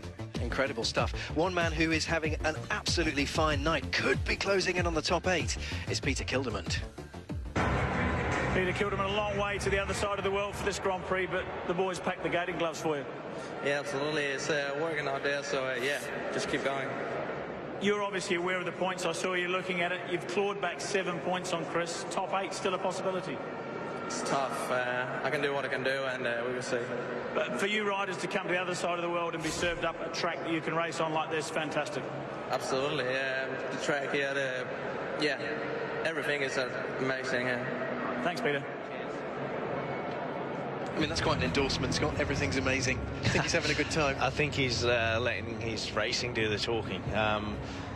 Chris Holder, I mean, before the show, I kind of was like, yeah, Chris Holder's pretty safe in 8th place, and he should be, but he's really got to turn on the gas, otherwise Kilderman can overtake him. Chris Holder needs to start scoring some serious points, because Kilderman looks unbeatable right now, and if he carries on scoring, gets through to the semis, if Chris doesn't make it, there's a chance he could make the top 8. Oh, there is. I mean, he's on fantastic form. 9 points, 3 out of 3, the same. Greg Hancock, 3 out of 3, unbelievable. You mentioned him, let's hear from him. Here's Greg. Greg Hancock, a perfect start. Yeah, so far so good. You know, it's the first two gates weren't that great, but I had some good first corners and a couple of good laps. And the last one I had a good start and let it start to finish. So that's the way I prefer to do it. But sometimes you got to make win, you know. Jason Crump was talking in commentary about having to sort of a hard track to defend on. You've got to keep your wits about you even when you've got speed and you're in front. Yeah, you do. And I mean, the track, the dirt, the spray that you're catching too, it's like little small rocks. It's quite painful, you know. So you're trying to find your way to wheeze in, wheeze out. But the racing is really tight too, so you don't have a lot of room. And you just got to calculate all your moves. But it looks like you found the setup and a great track once you've got that. Yeah, absolutely. Things feel really good. My bike's working awesome. The guy's making small adjustments all the time to, you know, try to stay ahead of the game. But, you know, still a few tough heats to go. And the job in hand you had to do tonight, that's going well? The job in hand you had to do tonight, securing silver, that's going well? Yeah, it's going to plan. You know, I mean, right now, I mean, I want to finish on top. I want to win down here again. That's the main thing. So, the other thing, it's an awesome crowd. And I want to say hey to Darcy Ward. Thanks, Greg. People thinking of you tonight, Darcy. This race we've got on track now. Heat number 13. Wolfenden red, Pedersen blue, Holder white, Christian Everson yellow on the outside. After that incident earlier, we'll get an indication of just how fit he is after landing on the track spectacularly in this race. It'll be a beauty. I'm looking forward to seeing this. We've got some guys in here who need some points. Nicky Pedersen, if he's going to take it to Greg Hancock, needs to start winning some races. And Chris Holder needs to put some comfort in his position with Peter Kilderman. So there's the double world champion. There's the triple world champion. Holder, the former world champion, out of gate 3. Heat race 13. Underway at Etihad Stadium. Wolfenden continuing on his good form from his previous ride. Leads them down the back straight. But you can see here the speed of the other riders, including Christian Everson. He challenges Wolfenden on the inside. Can he get to the front here, the Dane? No, he can't. Wolfenden maintains the lead. Niels Christian Everson went straight to the outside there, right where Ty's riding to build his speed up to get past Chris Holder and Nicky Pedersen. Nicky's still struggling and Chris is still struggling even more. Ty's got daylight for the first time tonight and he does look fast. So, yeah, Wolfenden looking superb on this 346-metre racetrack. Chris Holder's at the back, the Australian. Nicky Pedersen is third. He is really struggling for speed in the meeting. Here's Holder now on the outside. Chris is having a big go last bend around the outside of Nicky. This is an important move. No, Nicky's covered him. Chris is back to the inside. Oh, half a wheel shy. It was close, but Wolfenden, meantime, took the win. Niels Christian Everson was second. Pedersen successfully fending off the challenge of Chris Holder to finish third. Pedersen just does not have his customary speed tonight. He's left that at home in Denmark tonight. He's struggling to find a position on the track as well. And you know, when it's not quite there, as we can see with Chris Holder, it's just not quite there. So the battle for silver in the World Championship. Well, let's just say that Greg Hancock has one hand firmly on the silver medal at this point. And half a grip with that second hand. Exactly. There's Wolfenden entertaining the crowd with some monos. He's a character. The world champion having a good time, and he does know how to have a good time. Tonight, his 47th Speedway Grand Prix start. He's averaging 10.26 points per Grand Prix. So 3 points to Wolfenden, 2 to Niels Christian Everson, Hancock, Kittelman, and now Wolfenden, equal leader on 9 points. Johnson and Everson, they come next. Wonderful Speedway Grand Prix so far. The Don Smallgoods Australian Speedway Grand Prix.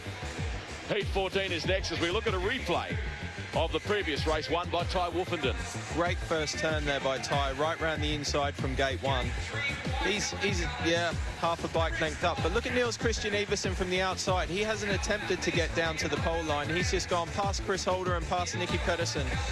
almost carrying enough speed, but he changed his mind and cut back to the inside and almost caught Ty napping as Ty clips the fence down the straight again. But good to see from Niels there. He's got back on and obviously carrying no ill effects from that loop at the gate earlier on in the night. Full credit to the broadcast team tonight. Some wonderful pictures. There's Wolfenden. Very pleased, undoubtedly, with his progress. He's getting better as each race unfolds. Working closely with his team to get that bike set up perfectly. So we see the Swede Andreas Jonsson return for action in Heat 14. He's been good. 7 points thus far. Red helmet colour. Kilderman, the Dane on 9. Kasperzak, the Pole on 5. Doyle, the Australian on 6 points. Yellow helmet colour, gate 4. We've got some real charges. It'll be no place for the faint at heart. The first corner here. There's 4 points, or there will be 4 points between Kilderman and Chris Holder in the battle for 8th place in the championship if he wins this race. That is unbelievable. He has eaten right into Chris's advantage so far tonight. This will be a beauty. Bring it on. Takes in the air. Jonsson, good. Oh, down. A nasty crash involving Jason Doyle, who's under the air fence, or partially under the air fence. And the other rider is, of course, Kasperzak. There's the wide shot. And we sincerely hope that both emerge okay from this. Jason Doyle's just moving himself out of the air fence there. He's sitting up. Jason's sitting up.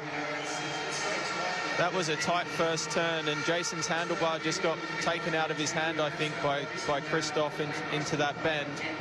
Christoph, I think everybody was just starting to move out a little bit. Peter Kilderman was certainly, I think, looking for the outside. Christoph sitting up as well. Just looked across to Jason to make sure he's okay. Well, I sincerely hope that it's just deemed a racing incident. I think it'd be a tough decision to exclude anybody from that. Here we go I hope again. you're right, Jason. The guys off the inside are obviously heading for the outside. Andreas has moved out. Kilderman's moved out. Oh, they've just clashed. Doyle had nowhere really to go. He's hit the fence hard. Kasperzak's gone in. I can't see anything more in that than a first bend incident. Yeah, there's... Doyle, he saw the inevitable looming. Fortunately, it was an air fence. Yeah. He got off the bike. Another look, different angle. Yeah, they've just clashed on the way in. There's just, sometimes there's just not enough room for everybody to make it. And unfortunately there, the two boys on the outside have run out of track. So Kasperzak is up on his feet and A-OK. Great pictures there. Jason Doyle and Christoph Kasperzak just giving each other a 5, checking they're okay. Again, the race-safe crew showing its professionalism. It is arguably the best equipped medical team in motorsport. They take all sorts of surgeons around, orthopedic surgeons and doctors with so many different skill sets for their events. It's remarkable. Absolutely right. And here, looking at it from that front angle, Jason had to start to come across a little bit because the corner was coming up. Christoph didn't have a lot of room left either, so I can't see much in it. Just a bit of a touch. So we're thinking all 4 riders. I can't see any exclusion lights on just yet. Okay, so the confirmation has come through now. All 4 back in the race. Great call by the referee. That's just a racing incident. And again, we're lucky to have these air fences in place. Kasperzak's, both riders there, still taking a hard hit. Nothing soft about an air fence at this speed. No such thing as an easy crash. And I like to see these guys just look across to each other, acknowledge that there's no problems between them. Both guys have got up. No mechanics involved. Exactly. Interesting to see Jason Doyle's bike there. That he's definitely not riding that bike in this restart. Look at the state of the handlebars on that. The right handlebar's down something like a road racing bike. And I'm looking at this and I'm thinking that they're wanting to swap it. The mechanics on that bike are looking to take that engine out and replace it into the other chassis, probably after this very next race. You may be right. Well, we expected fireworks in Heat 14. We got them. So Johnson, Kilderman, Kasperzak and Doyle all back in. You can see the frenetic activity in the pits. Racing at this level is very stressful. Absolutely, and I just want to throw something in with the equipment. Normally at European Grand Prix, riders will take 3 bikes and have a host of spare parts available to them. The air freighting required to bring the equipment here means that not every rider can probably bring exactly what they want.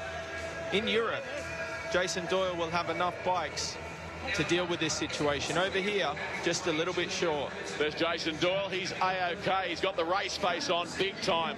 Let's go to Steve Brandon in the pits. Ty Wolfen did a great win in your last ride. Looked like you had a lot of fun after the race. Oh yeah, it's first race win of the night, so I thought I'd do a few wheelies for the crowd. But yeah, the night's gone pretty good so far. The best thing about leading the championship and not being able to lose it is we're testing stuff for next year. So yeah, roll on next year. But I'm sure you'd like to go away with a win from here, though. Yeah, it'd be nice, you know, keep collecting points, get to the semi, you know how I do it. Just a word on the atmosphere in the Etihad Stadium tonight. Yeah, it's amazing. It's good to see such a good crowd here for the first one of the 5-year contract that they've done. So, you know, hopefully next time they'll bring a couple of mates, and next time all their mates bring a couple of mates, and it'll be a full house. All right, the boys are on 2 minutes. Thanks for your time. Yeah. Okay, so the riders have been told to get to the starting gates ASAP. They only have 2 minutes once the 2-minute clock is activated as a means of keeping the show slick. A lot of things about Speedway bike racing that are designed to keep the entertainment coming. This is the real deal.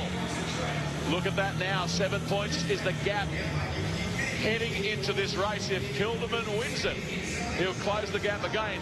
Of course, Chris Holder is 8th in the World Championship standings. The top 8 automatically qualify for next year. If you're not sure of why we keep referencing this battle between Kilderman and Holder, that is why. Chris is riding for his GP future, Jason. He's riding for his future GP career, for sure. And Peter Kilderman also is as well. He's trying to get into that top 8 and become a permanent fixture in the Speedway Grand Prix. Johnson, the Swede, in red. The Dane Kilderman in blue. The Pole Kasperzak in white. The Australian Doyle in yellow. Kasperzak and Doyle dust themselves off. Focus on the job at hand. I'll say it again. The chance of the first corner will be no place for the faint at heart. Heat 14. Oh, great start on the inside by Johnson. Anticipated that beautifully. Referee not happy. The referee thought he got a roller. I think Andreas went slightly before the referee then. But a poor effort from Jason Doyle there. I don't think he's too happy with this bike. I know for a fact in practice yesterday he only ran one bike. He's very happy with that bike. All the riders back cooling their clutches and refueling. Here we go now, Andreas Johnson. Let's watch him off gate 1. Does he go? Oh, very, very slightly. I think that might have been for Jason Doyle on the outside. I think Doyle might have been moving a bit more than anybody else. Let's just look at this again. Oh, well, a little bit. I think that was good management from Andreas rather than a jump start. It could have gone either way, that call. The race could be over by now. I think Doyle moved a bit off gate 4. Oh, yeah, he did. Just a little. Yeah, for sure, no doubt. But Jason, explain to the uninitiated as we watch another angle of the replay. Yeah, you can see Doyle just moved a couple of millimetres there. You said the riders have gone back to the pit gate to refuel and fill their clutches. The uninitiated watching might find that strange, given that only raced 10 metres. Yeah, but the Speedway bike carries only just enough fuel for one race, and you know you don't want to take any chances with that. I've had a few problems with that myself in the past. And the clutches, obviously being a dry clutch, not part of the engine, no oil going through the clutches, they heat up very, very quickly and give the rider a different feel off the line, so that they need to have the clutches cooled to keep them at the ultimate working temperature. So third time of asking in Heat 14. Hope you are enjoying the Don Smallgoods Australian Fim Speedway Grand Prix. Wherever you're watching, buckle up your seatbelt. Johnson, Kilderman, Kasperzak, Doyle, right to left.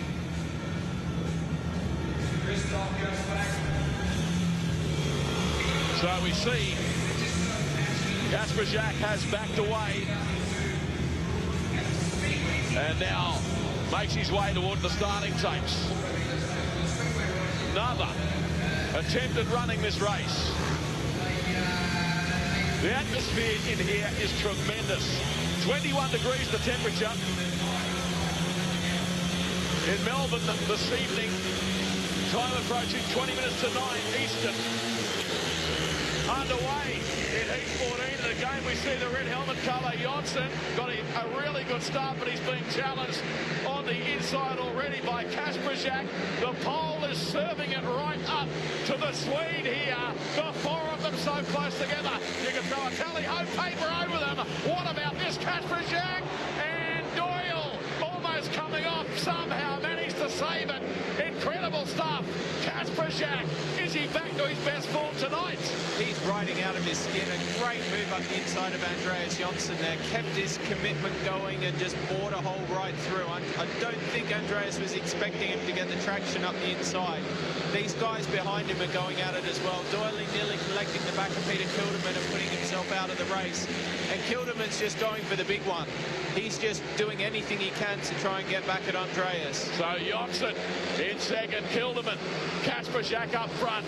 Tremendous battle between the top three, and the checkered flags fly. Fine ride by Christoph Kasperzak. Back in business tonight after an indifferent season. His 52nd Grand Prix appearance this evening, the Polish star. Winner of heat race number 14 takes a 3-point haul. We'll recap the results for you now in Heat 14 as we slowly but surely approach the business end of the night. Kasperzak, Johnson, Kilderman. And you can see now that Kilderman, 1-point leader of the event. Hancock, Wolfenden, Andreas Johnson all equal on 9, and Kasperzak moves up to 8. We have got some Grand Prix on our hands here tonight. Great racing from Kasperzak. Watch the start. Andreas makes a good start from the inside, and he's probably feeling pretty comfortable right now. Kasperzak and Doyle have missed it, and they've cut back to the inside, and Kilderman's using his normal line straight out to the boards. Christoph's got a very, very smooth run there, and Andreas has probably used just a little bit too much track trying to get his momentum going. Kasperzak's ridden in there a little bit tight, and he's just put himself in that position. I was a little bit surprised Andreas didn't have enough to get around there, but Christoph rode the corner, didn't ride the rider, and he's got himself into a great part of the track right there. Just a little nudge on Andreas and up the inside. Doyle and Kilderman at the back there. Doyle just touching the back wheel of Kilderman and overcooking it there and nearly putting himself into the fence again. But Christoph Kasperzak certainly looking smooth and certainly looking fast. Always had a great style on the Speedway bike, just couldn't quite get himself into gear this year to race at the level required. He's happy. Very happy. When he's happy, he's fast. And when he's fast, he can beat anybody. No doubt about it. There's the young Aussie Sam Masters. GP wildcard tonight, has been in the thick of the action in more ways than one, hasn't he? He's had a great night. His point score probably doesn't reflect how well he's done on, you know, in the racing situations. Masters red gate 1, Harris blue gate 2, Janowski white gate 3, surely the favourite here. Bachelor yellow gate 4, yet to score a point. Same applies to Great Britain's Chris Harris. Of course, Sam Masters, if you may have just joined our coverage, involved in a contentious incident earlier with Nicky Pedersen that led to plenty of push and shove. Heat 15, the starters are underway. Masters not a bad start on the inside, but it was Chris Harris that led them from Great Britain. Blue helmet colour. Now here comes the pole. Maciek Janowski in the white helmet colour on the outside. Down he goes. You could see it was going to happen. There was no room there. He tried to shut it down and get out of there, but couldn't do a thing, Jason. Absolutely couldn't. The gap was closing there from Chris. I don't think that was intentional. Whether Chris knew he was there or not, I'm not quite sure. Maciek Janowski very lucky to get up from that. He managed to just low side that bike and slide it down on the side. Looking at the replay, here we go. Chris Harris. Oh, Chris, well, yeah. Well, certainly ran out of room, but I don't think Chris realised how close together they actually were there, because Chris Harris is not normally a rider to do that. Maciek Janowski very, very lucky to slide away. Maciek looked like he was going to go right round the outside, but Harris has straightened that bike up and got some speed on. He's closed the gap a bit, but 6 and 2.3s there as far as I'm concerned. I wouldn't want to be the referee having to make that decision. I'm sure he's looking at the replays now. But tight racing, that's for sure. And Troy Batchelor actually doing a great job there to avoid what could have been even worse.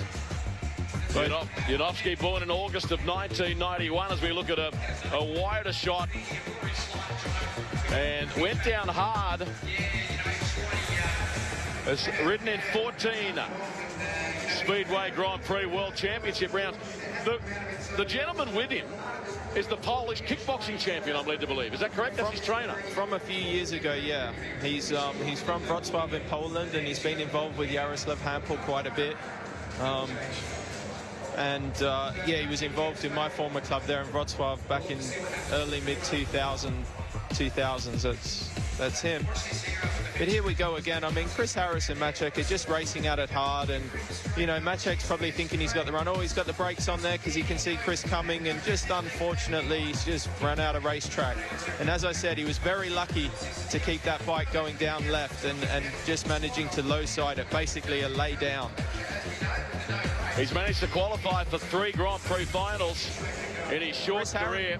Is that the blue light? Blue light, Chris Harris excluded to me. So Chris Harris has been excluded. Yeah, the blue light. Blue light is on. You sound surprised? A little bit surprised. I thought Chris had the lead there and he could possibly take the line he wanted to go on. Well, you know, Chris really battling for points and needs that like the proverbial hole in the head. There he is. Do you know what? He's probably over it.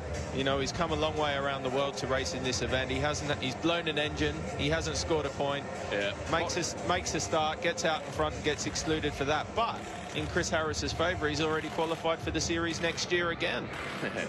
Body language said it all there. He looks disgusted. One of the nicest people in the sport, it has to be said. Yeah, absolutely. I mean, I feel for Chris. He hasn't done a whole lot wrong. But then on the other hand, Maciek really didn't either. But Chris is in the lead, and he's run wide, but it's his prerogative. He's in the lead of the race, and unfortunately, Maciek's come up out of it worse. That's a tough call, Jason. It is a tough call. That's a tough call. I said it from the word go. It's 6 and 2.3s. I said I wouldn't want to be the referee having to call that.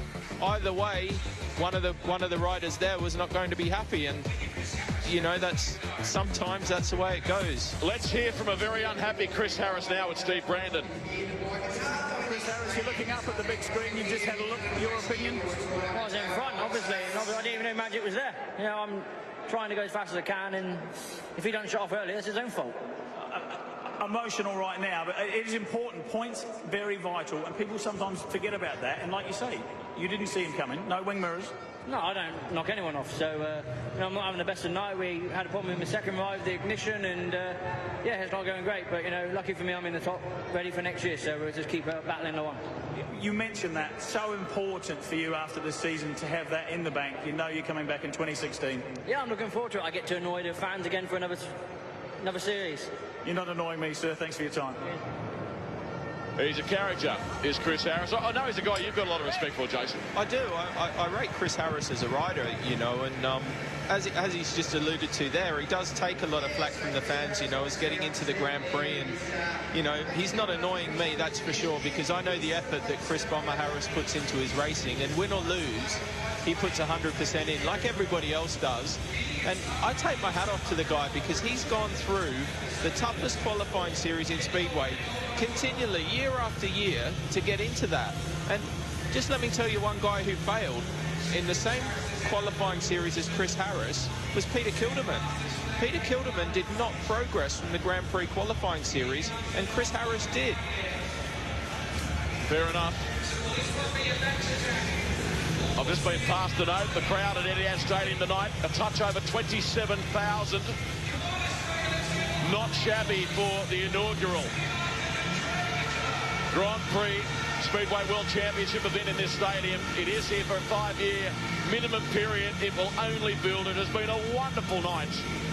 Paul Sargent, the CEO at this stadium, and his team have done a wonderful job, as has BSI rights holder for the Speedway Grand Prix Series.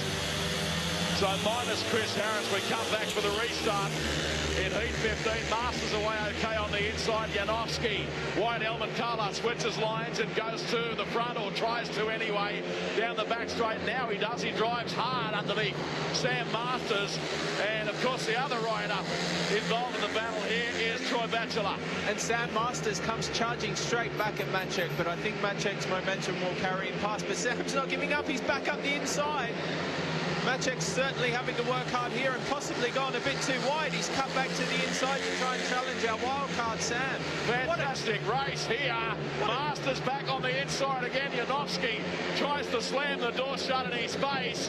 And Batchelor very handily positioned here as well. Lap number 3, Janowski, the Polish champion, is the race leader.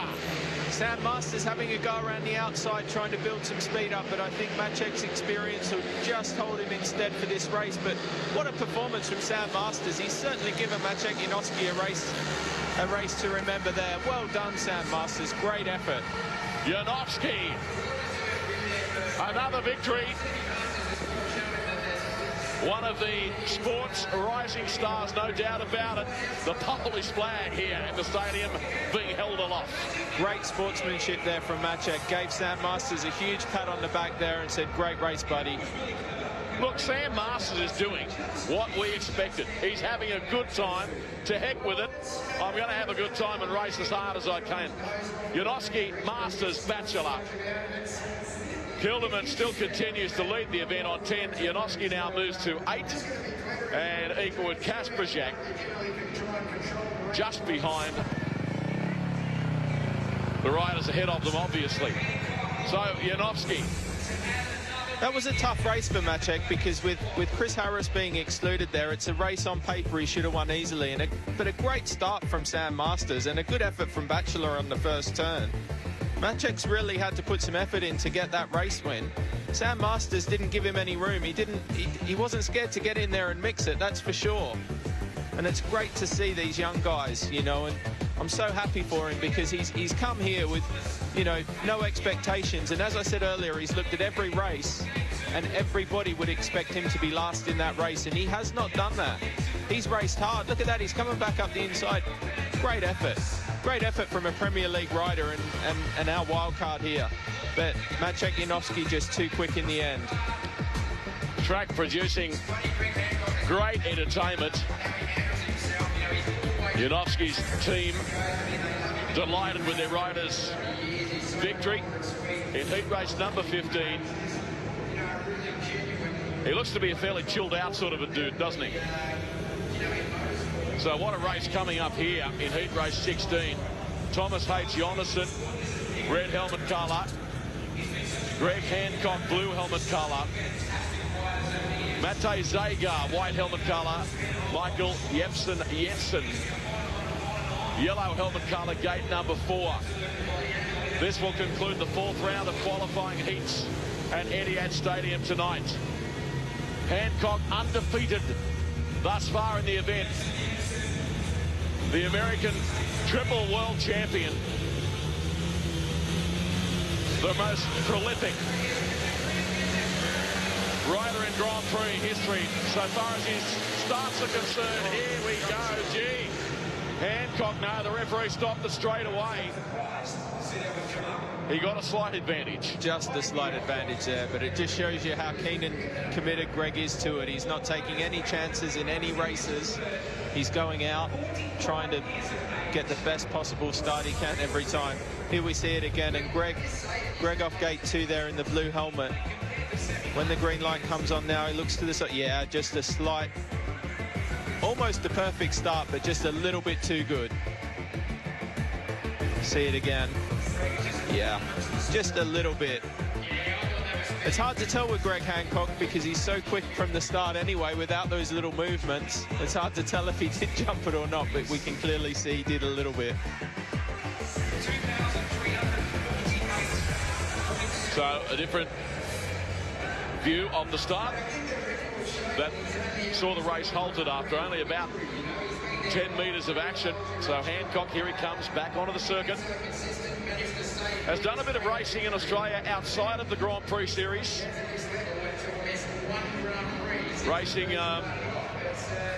in the International Masters series of years gone by. And has always had a real affinity with the Australian crowds. Greg has that pretty much every country he rides in. He's you know, even in Poland, he's the Poles' second favourite rider, and he's a Swede's second favourite rider. And here in Australia, he's still probably our second favourite rider as well. Very, very tough competitor, Greg Hancock. To have the commitment and drive he has at his age and still has is unbelievable, especially for somebody like me who burned out way before Greg. He was on the scene before me. I'm out. He's still going, and he's still winning races. And I've spoken to him this week, and he is still dearly in love with Speedway and still dearly in love with winning Speedway races. Yeah, he told me the other night he's actually obsessed with it. Yeah, he can't stop thinking about what he can do to be better. At his age, having done everything he has achieved, it is a remarkable sporting story, and frankly should be front page news the world over. Yeah. How many 45-year-olds can do this? None other than Greg Hancock. So we'll have another crack. And heat 16. Jonasson closest to camera. Away. It was a good even start. Hancock trapping beautifully out of the gate. He goes to the front. The challenge coming on the outside here though. Jensen, who has been quick over his last couple of races, doing more of the same, although didn't get caught in no man's land. Slightly there, Hancock the leader. Zagar was second briefly. Jensen now blast back into second on the racetrack. Jensen went from the inside to the outside. These guys are just trading paint here. Unbelievable. Jensen's used every line in the book in the first 2.5 laps of the race. Couldn't quite match the old master Greg Hancock out the front, but Jonasson, Jensen and Zagar are just battling each other, beating each other up over 4 laps. What about the battle for third and fourth? The Grand Master of World Speedway, however, Greg Hancock, very quick tonight. Off turn 4, and he does it again. Incredible. Hancock blasting his way through this Grand Prix in vintage form. Good luck stopping him tonight. I can't see anybody in the event tonight who's going as quick as Greg Hancock. No, I agree. Off the second bend there, Jensen was in a position where I thought he might be able to challenge, but Greg got those wheels in line and he just left it. Yeah, Kilderman was doing it in his opening 3 rides. He looked as quick as Hancock. But Greg is gating so well too. His race pace on. 3 points to the American. Let's check the leaderboard, and you'll see that Hancock goes to a 2-point lead in the event. Kilderman, Orphandon, Jonasson equal on 9 points. Kilderman 2 points behind Hancock, as I've said. It is a great Grand Prix.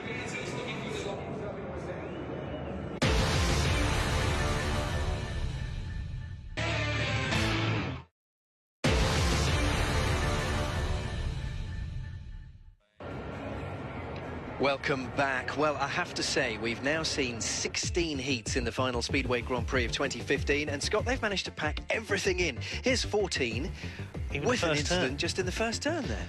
Yeah, it's just a classic first turn bunching. Andreas Johnson kept himself out of trouble on the inside. KK and Doyley came together, but Doyley, obviously, that second bike wasn't as good as a favourite one. No doubt they would have swapped that engine round.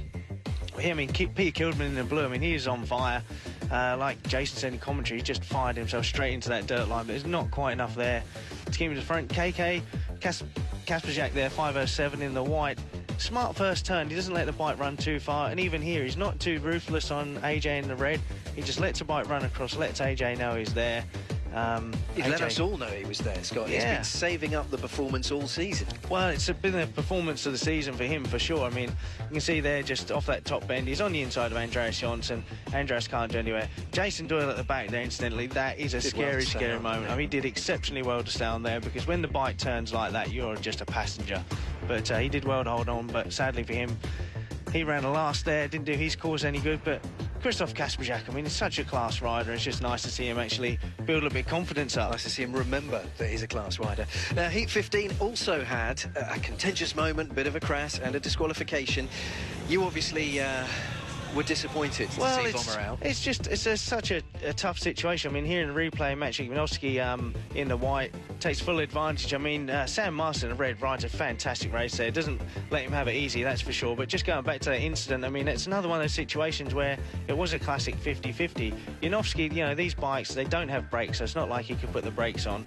He read the incident coming a long way up, but Chris Harris, he's in front, he can go where he wants, but he didn't leave Magic any room. I'm sure he was aware he was there. I'm not saying he did it intentional, but as a rider, you know when a rider is there, because he showed a wheel in that turn. But unfortunate for him, but Iwanowski here rode a superb race. But like I say, very impressive from Sam Masters there. Interesting stuff. Thank you, Scott. Well, it's quite a showpiece event for Speedway, and of course Speedway is a growing sport in popularity, and there's some famous faces here too. Here's Mark Webber. Look, there he is, strolling around. Didn't say much, though, did he? not much of an interview. No. It's more doing it in mime today. I believe what he's saying is, I'm having a ripper time, loving it, love myself a bit of Speedway, want to go and chat to the American master. Now, Scott, is this an appropriate time to be chatting to the riders? Well, you could say that, but Greg Hancock is as laid back as they come, and when it comes to the corporate stuff and the personality side of things, there's no one better in that paddock. Mark Webber, we know he's a lot of links. He's with Jason Crump. He's been a good friend of his with the Red Bull connection. We know that he's visited Darcy as well. Yeah, definitely so. He loves his Speedway, and it's great to see somebody of such high prestige at this event. And like you said, we saw on the parade, they've dragged so many of the other former top Australian riders there, which is absolutely fantastic. And what can you say about the track and the racing? Can't wait for next year. Only good for the sport to see people like Mark Webber there. I'd love to see him have a quick go on the bike. I wonder how he'd manage. I'm sure he's probably had a sneaky go at some point. I can't clarify that for sure, but I'm sure somebody with that much adrenaline running through their body would want to have a go. Absolutely. Heat 17, Niels Christian Iversen, Christoph Kasperzak, Jepsen Jensen and Maciej Iwanowski. Let's enjoy it and rejoin Jason and David.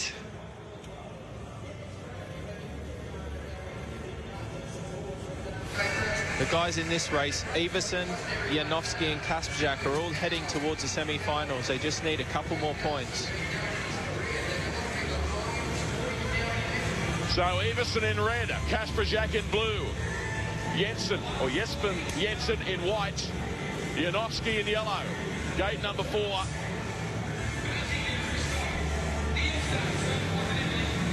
Final round of heats approaching.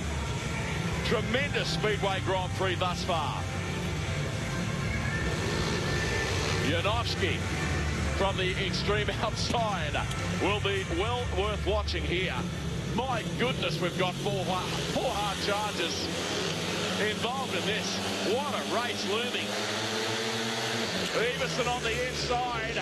The Dane, a good start. Kasperzak away fairly well.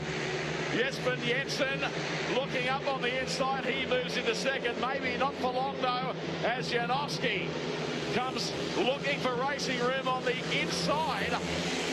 And this is tremendous stuff. Up front, Niels Christian Iversen leads.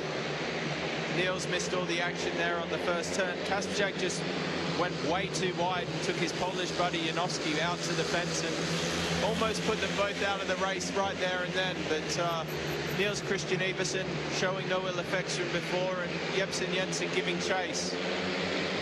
Iversen, the race leader. Jepsen Jensen has not given up the chase by any stretch of the imagination. The yellow flag has been shown. Jepsen Jensen winding up for the big charge down the back straightaway. He attempts to challenge our race leader here. Iversen runs wide. Jepsen Jensen down low on the circuit. But Niels Christian Iversen, he got there by the proverbial will nut to take the victory. Exciting stuff, as we knew it would be, given the caliber of starters in that race. Absolutely, classic race. Niels stayed pretty much out of trouble the whole race. Been a good night for Niels. 10 points from 4 rides. That loop at the gate there costing him. But Jepsen Jensen had a good go at him there, but just didn't quite have the pace.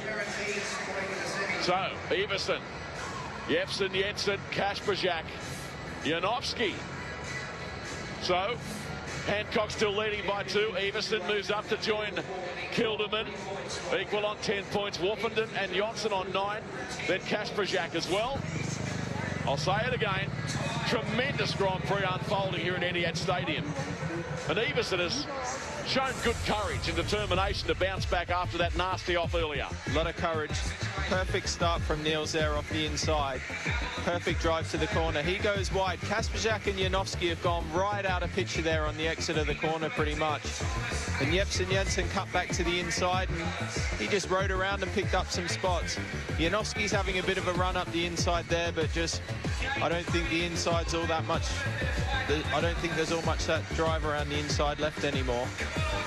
So the elevated view out of the starting tapes. Niels Christian Iversen. You can see there Kasperzak ran slightly wide, and he made life very difficult for Janowski. Taking them both past the exit on the first turn. Both of them just lost their runs from that point on, and they were battling for 1 point. 10 points. Niels Christian Iversen in the Australian Grand Prix. Things are going along nicely for him. Heat 18. We'll see Thomas H. Jonassen riding in the red helmet colour from gate 1. You just saw Woffenden in the white helmet colour. Moving up to the starting tapes, the newly crowned world champion. Andreas Jonsson, blue gate 2 from Sweden. And Sam Masters, the young Aussie, yellow helmet colour gate 4. A swashbuckling effort in his previous race. Chris Holder, well, he'd be frustrated beyond belief. You can see it in his body language there. Frustration, probably not a big enough word for how he's feeling right now. Who will it be in this one? Woffenden. I made the comment earlier, he's getting better with every ride. He'll be hard to beat here. Out of gate number 3, the world champion did not get a very good start. I've put the jinx on him. Andreas Jonsson has gone to the front. Sam Masters, you're joking. Sam Masters by on the outside to take the lead as 27,000 fans here in the stadium stand up as one. He's now under pressure from Ty Woffenden. Woffenden on the extreme outside. Winds it up. They are side by side. Down the end of the back straightaway through turns 3 and 4. And Woffenden goes to the front. Very good first corner from Sam Masters there. Knew where he wanted to be, but he's just been caught out by Ty Woffenden. And here comes Jonassen up the inside. Jonassen into second. Masters giving plenty of cheek on the inside line. He is still second. What a battle here for the minor placings as Ty Woffenden disappears into the distance. Checkered flag next time round. The blue helmet colour of Andreas Jonsson safely into second spot now. But Woffenden, the world champion, showing all of his class there. He was very patient. He thought the audacity of Sam Masters to do what he did. And Woffy just held on and made the pass. Yeah, that was a bit of a lack of experience there from Sam. He probably didn't expect Ty to keep going around the outside, but he's world champion for a reason. Ty Woffenden, to me, looks like he's changed his bike setup. And here we go, the photo finish for third place on the line between Jonassen and Masters. That's, oh, I think Sam might have lost out on the point there. Yeah, I think Jonassen got third place and the 1 point. So, well, Ty Wolfenden continues to impress in the Australian Speedway Grand Prix. Wonderful crowd in tonight. A tremendous night. Ty Wolfenden to me looks like he's made a bit of a change to his bike. He's possibly gone in and taken some teeth off the back wheel. He's sacrificing his speed on the first lap and a half of the race, in my opinion. And he knows where he wants to be. If he can get out on that outside line with the way he's got his bike set up, he will generate some serious amount of speed on the third and fourth lap of the race. Yes, indeed. Wolfenden 3 points. Johnson 2. Jonassen 1 point. We thought that was the case. So a look at the leaderboard now.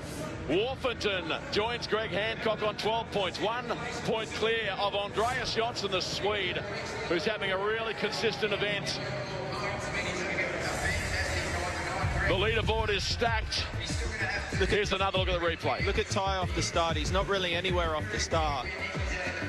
That would indicate he has done that to his bike. But if you watch him from here, Sam Masters, he's just not he's not taking anything. He's just committed to that corner there. But if you have a look at Ty Wolfenden, head straight for the outside dirt, generating speed in the grip out there. Sam's having a look for him and he's trying to get that bike going, but I'm pretty sure the way Ty's got that hooking up, he's pulling some man's gearing around here and he's just heading for the dirt and he's just going to hold it on. 8.19.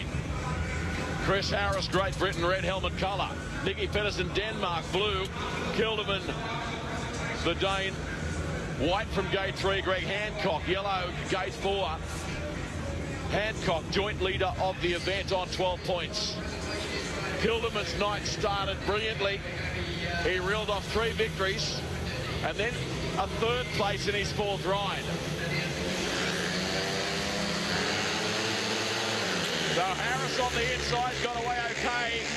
The Englishman, he leads through the first couple of turns. Here come the challengers. Look at Kilderman and Hancock. They're side by side. The American veteran giving it everything on the outside. The Danish youngster is serving it up to the legend, but Hancock goes to the lead. Another sublime move on the outside. He just blew by Kilderman there. They were close for a little while, but look at Greg Hancock. He's on that dirt and he's just wanting to go faster and faster every lap. Chris Harris and Nicky Pedersen arguing over 1 point. Peter Kilderman's just wondering what he's got to do to try and keep up with Greg Hancock in this sort of form. Well, Hancock has 2 hands on that silver medal now, doesn't he? His nearest challenger, Nicky Pedersen, having a Grand Prix he would rather forget. They've seen the yellow flag. What more can you say? You run out of superlatives to describe this man. 3 times world champion, Greg Hancock again. Down and takes the checkered flag in a mighty ride. Beautiful outside charge to go to the front. The lead was to prove unassailable. Another 3 points. Greg is just generating a serious amount of speed off the first bend. He's doing everything right. 5 rides, 5 wins, and the silver medal. That's definitely Greg's now. Nicky Pedersen can't do any more. Great bit of sportsmanship down there at the pit gate, out of vision. There we go. Nicky actually patting Greg on the back, and they've had their differences this year, so that's nice to see. Absolutely. Shane Parker pats Greg Hancock on the helmet as he makes his way back to the pits. The result, Hancock in advance of Kilderman, Pedersen, the Danes in 2nd and 3rd. Harris not scoring. Hancock will again assume control of the Grand Prix. He advances to 15 points. Kilderman on 12, 3 points further back. So Greg Hancock has won the silver medal. Nicky Pedersen can't advance beyond that stage. So congratulations to Hancock, another runner-up in the World Championship. Joy in the Greg Hancock pit there. That shows you how much a silver medal means. And I take my hat off to Greg, you know, to be able to compete as he does. He's not messing around on the track. He put himself in a tricky position there. Kept the throttle on, flew past Peter Kilderman around the outside, and Kilderman's an outside line rider, and Greg just kept it going. You cannot help but be happy for the man. I'm wrapped for him. We've got another cracker here. We've got 3 Aussies in this race, David. Indeed. Troy Batchelor will line up in red from gate number 1. Chris Holder will start from gate 2 in blue. Jason Doyle, white helmet coloured gate 3, and the Slovenian charger Matej Zagar will line up in yellow from gate 4. The crowd making plenty of noise here, and understandably so. Doyle has had by far the best Grand Prix of any of the Aussies. Zagar 1 point adrift of Doyle at this stage of the event. It's the final heat of the Don Smallgoods Australian Fim Speedway Grand Prix.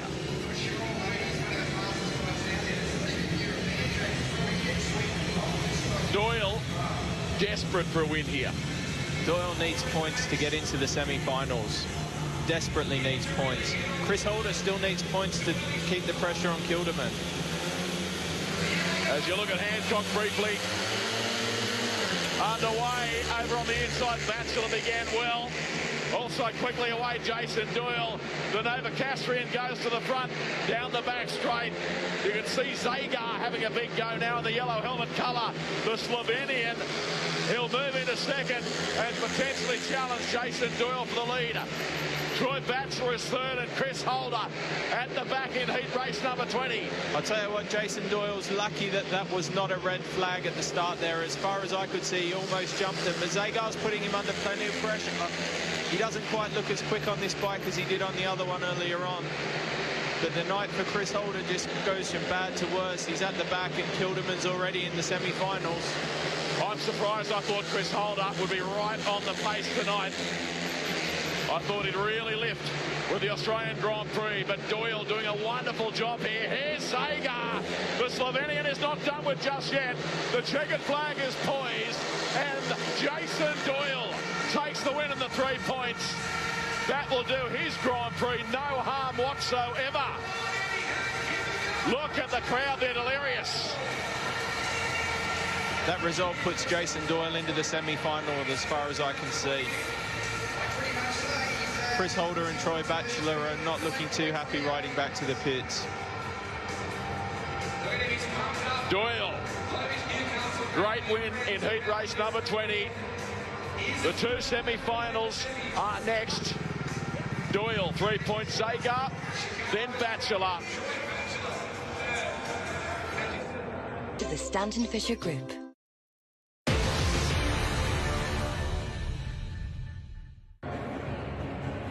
Welcome back to Melbourne. Andy J sat with Scott Nichols. And Scott, we have seen thrills, spills, surprises and upsets. And let's just talk about heat 19. This was where Greg Hancock secured the silver medal. He did, phenomenal. Greg Hancock in the yellow. Chris Harrison, the red, made a really good start. He lived violently at the end of that. Could have been so nasty if he had caught the back. Peter Kilderman in the white, but those two are just head and shoulders above Nicky and Chris Harris. I mean, Nicky rattles into the fence. Has not had a good night. No, and you can see that where he's hitting the fence there, going into the corners, trying to generate more speed, as silly as it sounds, but to get an extra launch into the corner. He's desperate, and obviously it's too late now. I mean, Greg Hancock in front is just putting on a masterclass. He's so smooth. Kilderman's been super quick all night, but even he can't sort of haul in Greg Hancock, and instead close the gap at all. He can't, but what he has closed the gap on is Chris Holder, who's had a shocker of a night. Well, Chris Holder, we are starting to get worried for him. We've been talking almost with complacency, like he's secured his top 8 position. We even thought he might make a charge on 7th here. We assumed, because it was his home Grand Prix, that he would have an experience that he would enjoy. Well, it has not been the case. No, and you have to the question you have to ask is, because Kilderman's in such great form, as the standings now, you'll just see him there sitting in 2nd place. Exactly. Here's how we see it. Greg Hancock, the man at the top, with 15, then Peter Kilderman and Ty Woffenden both equal with 12th. AJ's had a nice night. Of course, it is night time in Australia, even if it's morning here in the UK. Everson Doyle, Kasperzak and Janowski make up your top 8. And just look down there, 14th, Chris Holder with 2 points. So just a word on Chris Holder. Heat 4, he came 3rd. Heat 6, he came last. Heat 11, 3rd. 13th, Heat 13 last and Heat 20 last. Really concerning. He might lose his top 8 spot. It's not what we wanted, it's not what we expected, but it's Speedway, Scotty. Coming into these semi-finals, I mean, Greg Hancock, he coming here to secure second place. He's done that, so it's all about pride for Greg Hancock right now. Well, let's hear from him. I imagine the silver feels pretty spectacular. He wanted gold, of course. He wanted to push Ty all the way, but he spoke before the meeting of at least closing the points gap, and that's certainly something he's done. Exactly. I mean, first choice, I have no doubt he'll go for gate 1. It's the most favoured gate, especially going into the first turns. It's not always about who wins the race. It's getting into that first turn and dictating, and Greg Hancock is an exceptionally good gator. We know he's good at dictating that first turn. But then after red, where do you go? I mean, the others seem very equally matched. Well, they are. I mean, gate 2 seems to be a bit of a tough one. Gate 3's made some decent starts. Or do you plump for the outside, so you've got all those options in the first turn. You can let the bike run and then do the cutback. And Andreas has looked fast, and his straight line speed has been fast, so you'll see Andreas probably drift into the mid-turn, make a cut back to generate that speed down the back straight. Jason Doyle flying the flag for Australia, the only man riding in Australian colours to make it through to the semi-finals, and Kasperzak making his first semi-final of the season. He has not enjoyed himself. No. Well, it's not a good year when you've only had one semi, is it? I mean, it's... you know, it's been a very, very tough year for the former world number 2, but, you know, that's... at least he can round his season out on a high. He's turned it on down under, Scott. You can't hide from that. He has looked very, very good again. It must be so frustrating for him and his fans. Definitely to see that he can do it. Obviously, it's another conversation. We have more time, but obviously it's the wildcard issue, and I mean, I don't think he's done enough to justify one of those. Peter Kilderman, I mean, he has a very, very good opportunity to actually earn a place on merit. It's not a even real get a chance. wildcard. I mean, he's bearing in mind he's missed the first 3 Grand Prix. Ty takes gate 2. Scott, Peter Kilderman is how many points short of Chris Holder now? I believe he's only 3, is it? Something like that. He was 13 behind coming into it. I'll work it out in a minute. But, you know, these guys here, these are all set. You know, Janowski, he's definitely secure in the top 8. You know, these guys can go and race for... See if they can juggle around positions. I mean, the all-important thing is that the top 3 is consolidated now. Nicky Pedersen not making the semi-finals, but, you know, he's secure in that third place, sorry. So one of the subplots right now, Scott, and it's very real in terms of the drama of it, revolves Peter Kilderman, and it's really all eyes are on him. If he races through to the final, and bearing in mind he's in red in the second of the semi-finals, which, as you can see there, is an incredibly favourable gate, you'd say based on that and his speed tonight, he's likely to make it into the finals. Chris Holder is going to be biting his nails on the edges, thinking, I want this like I want a third. Definitely so. And I think, you know, I think it's fair to say that if Kilderman turns on the style and overhauls Chris Holder into 8th place and you know, puts him back into 9th, that yeah, I'm sure he would be up for a wild card because he fully deserves his spot. I mean, there are extenuating circumstances. Definitely so. Definitely so. You know, there's definitely factors involved there, but I think it's you know, you can't take anything away from Kilderman if he doesn't make the top 8. I mean, that's unbelievable. To even be in 9th place is phenomenal. To be so close. Look, here's Mark Webber. Let's hear from him. World sporting capital. Well, it is tonight, mate. Obviously, they're pretty parochial here, and they're very proud of having a phenomenal event. So, yeah, it's really good to be here. I think for the inaugural event, obviously, it's going really well. The track is smooth, all the racing's been tight, so that's fantastic. And looking at Speedway, I know you love the sport. Greg Hancock, 45 years of age, maximum points. I mean, it is amazing. It's a good effort, you know. I think, you know, there's a big message for a lot of sportsmen and women there to see, you know, reach your potential, keep going, reinvent yourself. You know, he's up against some really, really quick guys. Ty's had a phenomenal year, obviously, and wrapped it up a race early. But, you know, here's Greg teeing off, you know, gate 1 for the first semi and see how he goes. And for you, Porsche World Endurance Championship, how's that going? Yeah, good, enjoying it. We're winning a few races, so leading the championship. So perfect, mate, for an old dog like me to be racing in a slightly different category. But, you know, it's really competitive at the front. Love my work with my teammates. Porsche, obviously, is a great brand. And, yeah, I'm really enjoying it. And I have to ask the question, who's going to win tonight? Well, I think Ty's on fire that last race that he did there. He looked, so it was a bit of a demonstration. Very, very big lead. See how they gate, obviously, see what goes on. Obviously, on the first corners have been crucial tonight to see get some momentum and the energy onto that first lap. So, but Ty looks like the favourite. All right, thanks, Mark. Semis are underway. Thank you very much. Great to hear from Mark Webber there, being quite humble about his own achievements. Yeah, I thought he was going to do me and sit on the fence and actually answer the question, but he did. He went for Ty, so no, fantastic. And like he said, this man here, Greg Hancock, I mean, what an example to to sportsmen and to his kids, you know. I mean, I don't think you'll be seeing them sit on their backsides for too long. Well, Mark Webber has put his money where his mouth is, Scott. You've mentioned you like to sit on the fence. Who's winning tonight? I reckon one of the four in the final is definitely going to be on for a win. I mean, I think, well, Ty looks exceptionally quick. I mean, Greg Hancock, can he sustain it all night? I mean, he looks super quick. Those two look like they've got the edge. So not Peter Kilderman to you? No. Interesting. Right, there you go. Thank you, Scott. We'll see what unfolds as we see the first of the semi-finals.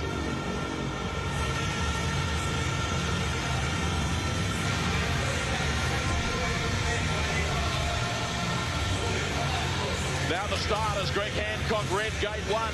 Jason Doyle, blue gate 2. Andreas Janssen, white gate 3. Christoph Kasprzyk, yellow gate 4. Hancock is secured runner-up in the World Championship. There's Paul Sargent, the chief executive of Etihad Stadium, the man that has made this all possible. Hold your head up high, Paul Sargent. Well done. Yeah, done a stunning job. A good guy. And us Speedway tragics, we're indebted to him.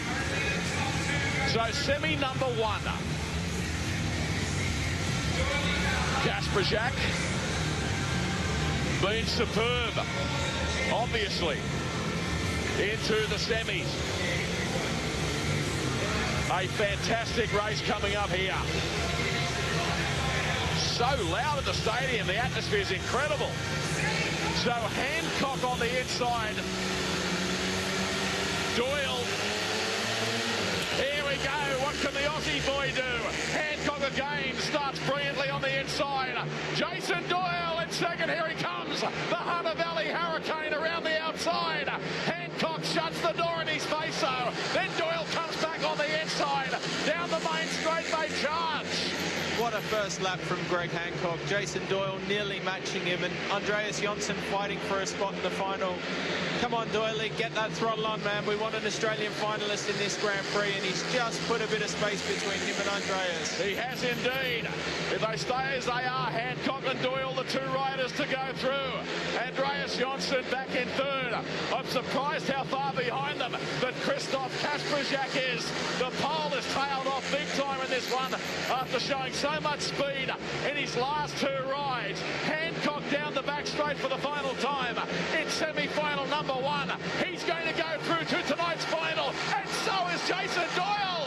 What a ride by Jason Doyle. Rider. Great stuff. Awesome performance from Jason Doyle. He snuck into the semi-final with a win in his last heat race. Third picker gate position, ended up with gate 2, and he's come through. Dream come true for him, and what a great effort. What a great effort. Greg Hancock there just did his normal thing off gate 1. What else would you expect from the old master? Yeah, it's going to, wow. He is going to be so hard to beat in the final tonight. 3 points, 2 to Jason Doyle. They are the finalists. Eliminated Andreas Janssen and Christoph Kasprzyk, but terrific Australian Grand Prix for both riders. Janssen a 12-point haul here tonight. Andreas Janssen came into this event in 11th position. Greg Hancock off the start there from gate 1. Perfect start. Jason Doyle's gone with him. Greg went straight to the inside, and look where Doyle is headed, straight for that dark line of dirt on the outside. And I almost thought he was going to get the momentum. But Greg Hancock making starts the way he is. Man, I want to find a bookie shop so I can go and put some money, but I guess the odds wouldn't be too good. So, wonderful performance by Hancock. Doyle, the race face, you can see there, the eyes through the goggles. Wonderful pictures, aren't they? Look at Hancock, the concentration. The vibration and shake going through the front end of the bike at that sort of speed. It takes a bit of hanging on to, but look at that. Great pictures there. Great pictures. Jason Doyle feels like he's had a win. That is the thing about this sport that separates it from all others in motorsport at the top level. Would you see that in Formula One? They can't reach each other. Well, you know what I'm saying. You wouldn't see it. It is great to see, and here we go. Peter Kilderman to Chris Holder is 4 points. Kilderman wins this race. Chris Holder's got a sweat on Peter Kilderman not scoring in the final. We could have a runoff here for the final qualifying spot. Chris Holder's night might not be over just yet. Well said, Jason Crunt. Well said, semi-final number 2. The inaugural Don Smallgoods Australian FIM Speedway Grand Prix. Kilderman red, Wolfenden blue, Christian Everson in white, Janowski in yellow from the outside. What a field here. The first corner.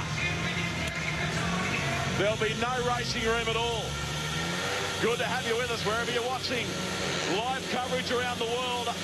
Kilderman closest to Canberra the Dane. Semi-final number 2 is underway, and Kilderman, he got a good start. Everson in the middle of the track. Wolfenden down low. Oh, Kilderman got maximum drive upstairs and shot to the race lead. Kilderman knew exactly where he wanted to go. He wasn't worried where anybody was. Wolfenden's in trouble. Wolfenden's down. Ty Wolfenden into the fence there. He picked up grip at the exact wrong moment. He's conscious and moving around. A nasty off. He was all by himself at the time too, and he might have hurt his left arm.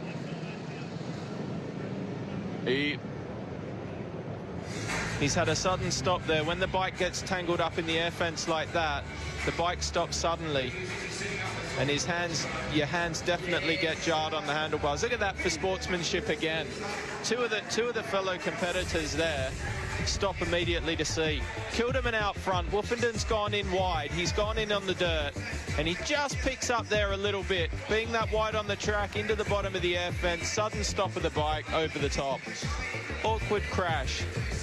That when you're out that wide, it only takes a tiny loss of control and you're straight into the fence. I think he's basically okay. He's saying he's bent his wrist back a bit. Well, hope that he is okay. The 2015 world champion.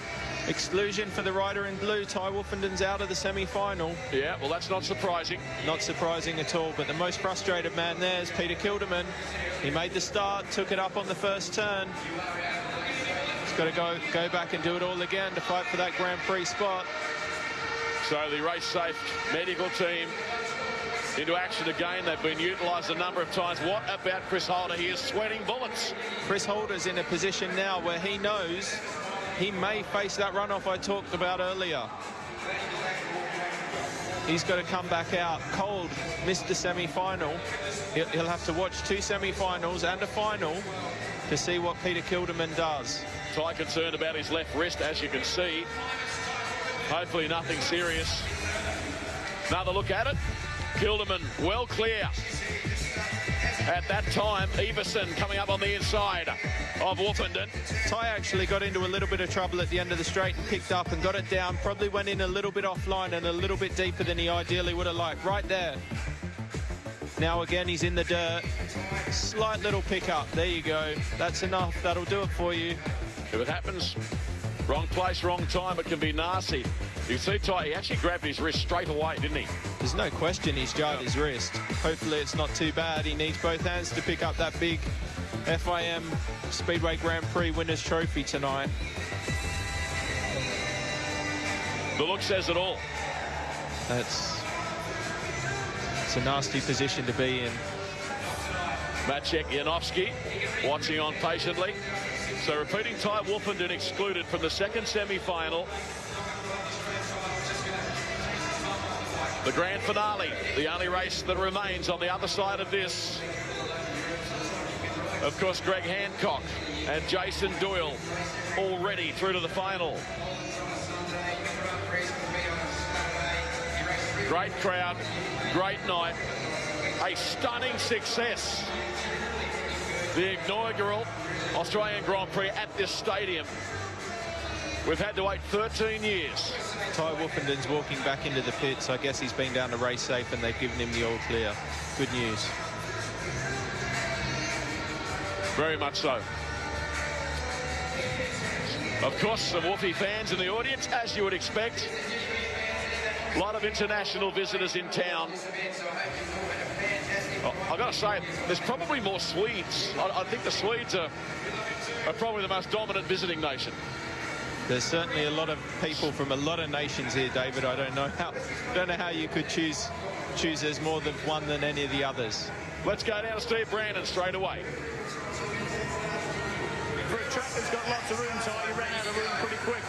Yeah, I was watching what they were doing at interval, and they graded the track, ripped it up a little bit, and I just changed the setup slightly to make the bike a little bit softer, because early on they graded and it was slicker, and there was a bit of dirt out there, and I just struggled to turn it.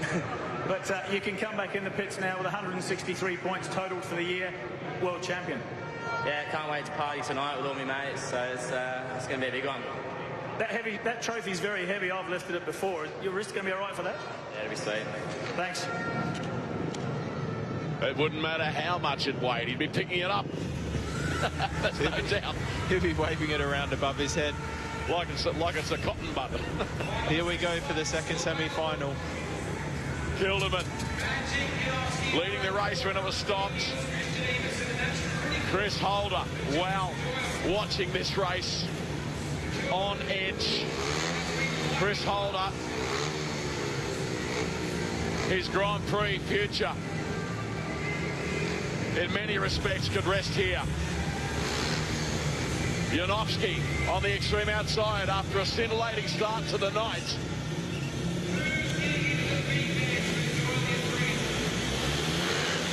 Things have gone a little pear-shaped for him.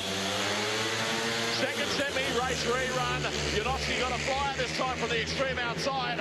He must have heard me. Kilderman on the inside is going to battle with him down the back straight. And here's Niels Christian Eversen on the outside, the Dane, applying the pressure and the horsepower. Great race here between the three of them. But Christian Eversen goes to the front. Janowski the pole in second. And the Danish star Kilderman in third. Kilderman's racing for a lot here. Janowski made an absolute flyer from gate 4, and Eversen, the track just opened up in front of him. Poor old Peter Kilderman, he was leading first time around and finds himself in third position at the back. Probably the happiest man with this result will be Chris Holder sitting in the pits. You are not wrong, Jason Crump, you are not wrong. Main straight for Niels Christian Eversen. Yellow flag has been shown, and he is going to win this one comfortably, you would think. Maciek Janowski in second spot. That's the way they're going to finish in this one. And Christian Eversen picks up another win. Kilderman had a mechanical problem. No, I think it was just frustration, David. Think he just shut down? I think so. So there's Chris Holder. So 8th in the World Championship. By the skin of his teeth. He is safe and through to next year's Grand Prix Series. And he's too tired to even celebrate the fact. The winner, Niels Christian Eversen of semi-final number 2. So Eversen goes through. There's Chris Holder. Yeah, you'd think he'd look a little happier. He can't even believe it, can he? Here's the standings now. Oh, Kasprzyk. So Hancock 18 points for the event. Eversen 13 equal with Kilderman. Wolfenden and Jonsson 12, Doyle 11, Janowski on 10 points and Kasprzyk 9.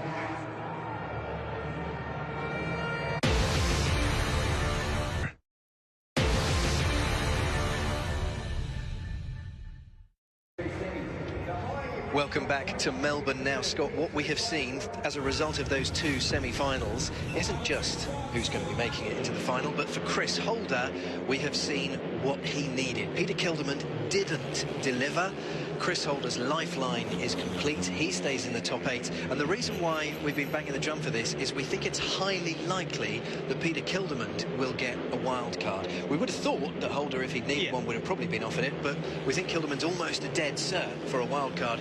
Whereas for Chris Holder, it would have been a disaster for him to have dropped out of the top 8. Definitely. Just more mentally than anything else, I think, for Chris Holder to not have secured a top 8 on his own merit. But, you know, don't have to worry about that. Thanks to this rerun, he's secured the top 8 on his own merit.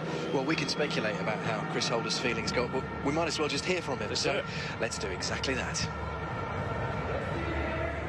Chris Holder, fairly simple and breathe. Yeah, I made a complete meal of it tonight. I don't know, it just wasn't happening, wasn't working. Everything I tried was doing nothing for me, and I'm pretty embarrassed, really. Well, I don't think with your pedigree and career, it's, what is it, form as temporary, class as permanent. You're going to go away, you're going to have a break from Speedway now and regroup for next year. Yeah, it's been a tough season. Happy to get through the season in one piece. That was the main aim. And then, yeah, obviously with Darcy's thing going on, you know, it's tough. But tried to wear his suit, do everything for him tonight. But sorry, bro, I didn't quite do the job. But we're thinking of you, and everyone here is pumped, and big support for you, mate. Listen, regrouping, coming back in 2016 to this venue, to this type of track, you're going to do good next year. Can't get any worse. Thanks, Chris. Chris Holder relieved but crestfallen and disappointed with himself in what he's delivered for Darcy, but I think he has been sensational, a real best friend there. Oh, he certainly has. This draw, of course, Greg Hancock's just taken, rightly so. No hesitation there. Picked the red gate, which is the strongest gate, and the one he's so comfortable on. Looked electric on it all night. Mind you, he's looked electric on the other three as well. Well, he's unbeaten, so... and Everson, you know, plumps for gate 4. We don't know if they've actually done another track prep or not, but obviously it's interesting going into those semi-finals where they'd actually ripped the track a little bit. Yeah. We saw it caught the world champion at Ty Wolfenden.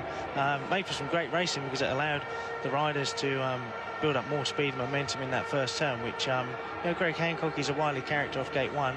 But, you know, Jason Doyle and Everson, they're very quick. With them getting that run in that dirt on the outside, he's got to certainly have his wits about him in that first turn. How much pressure, Scott, is Jason Doyle going to be feeling under? Flying the flag in front of what we believe to be about 27,000 fans. Well, it's home soil, isn't it? And he's a pretty intense guy, but I think he's the pressure is off in the respects that I think having that final in Torrens last time out, that's done his confidence a world of good. It instills that belief that, you know, he's all season pretty much he's been banging on the door of the semi-finals. He finally makes one.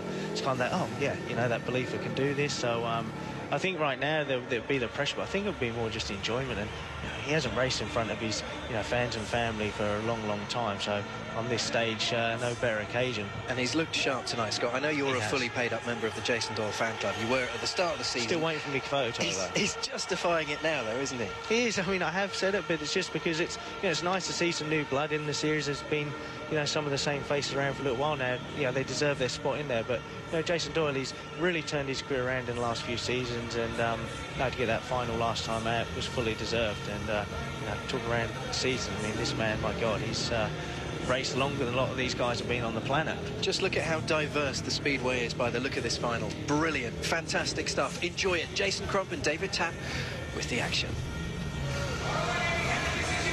So the starters in tonight's final: Greg Hancock, America, red gate 1. Maciek Janowski, blue gate 2. Jason Doyle, white gate 3, the Aussie. And the Dane, Niels Christian Everson, yellow helmet colour, gate 4. Come on, Jason Doyle. Give Etihad Stadium, Melbourne, Australia, something to really cheer about. Looking forward to this. Stand by wherever you're watching. The final of what has been a spectacularly successful Australian Grand Prix tonight in Melbourne at Etihad Stadium. Hancock has been Will Perfect throughout the night, has not dropped a race, won all of his heats, won the first semi-final. Can he win what will be his second victory in the Australian Speedway Grand Prix, having won in Sydney way back in 2002 at the Olympic Stadium 13 years ago? Or can the Aussie Jason Doyle produce some sporting magic here? Underway in the final. Doyle got a good start. Oh, Doyle! Oh, no! Oh. A huge incident on the first corner. 3 riders down. Hancock is up, and he's running over to check on the welfare of Jason Doyle, who's also down. A hush comes over the stadium. That was a big one. That was a very, very nasty first turn incident there. Jason Doyle made a perfect start from gate 2, and that's nasty. Let's just give these guys a minute to see if they're okay. Greg Hancock's walking away. Janowski and Doyle still down. Lucky Doyle's bike didn't go over the fence there. Race safe, racing around. Well, we didn't think there was going to be much room left in that first turn. An extraordinary hush has come over Etihad Stadium. It's been the noisiest place on the planet all night.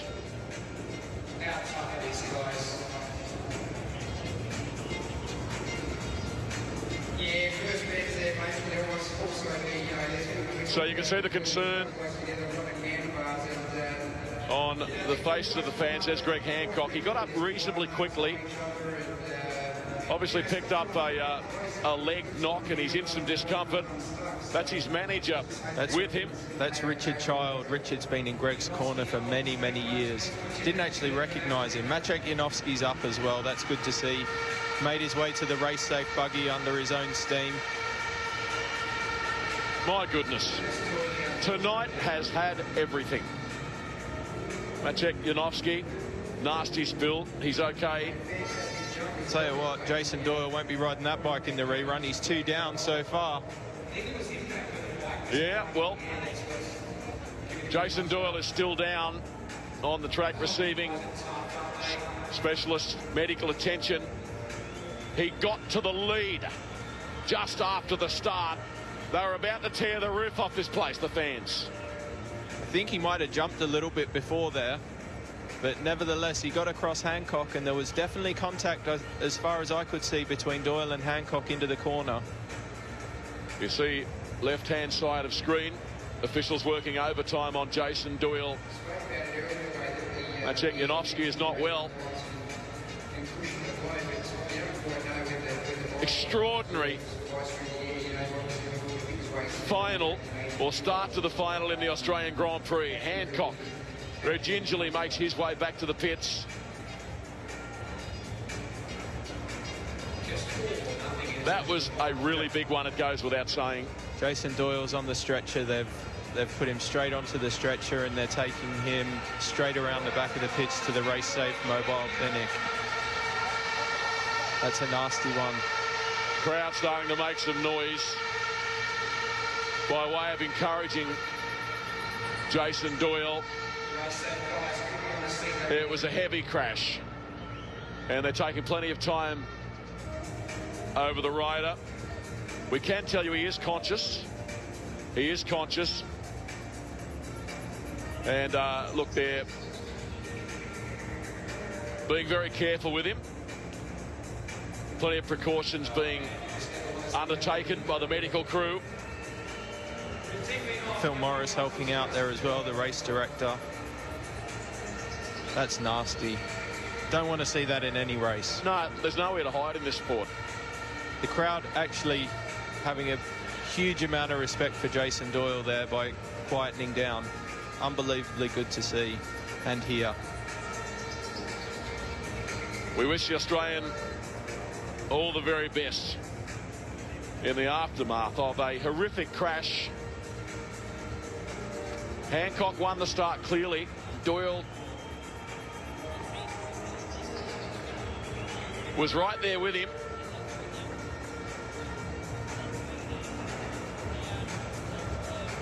You look at the pictures, it says it all.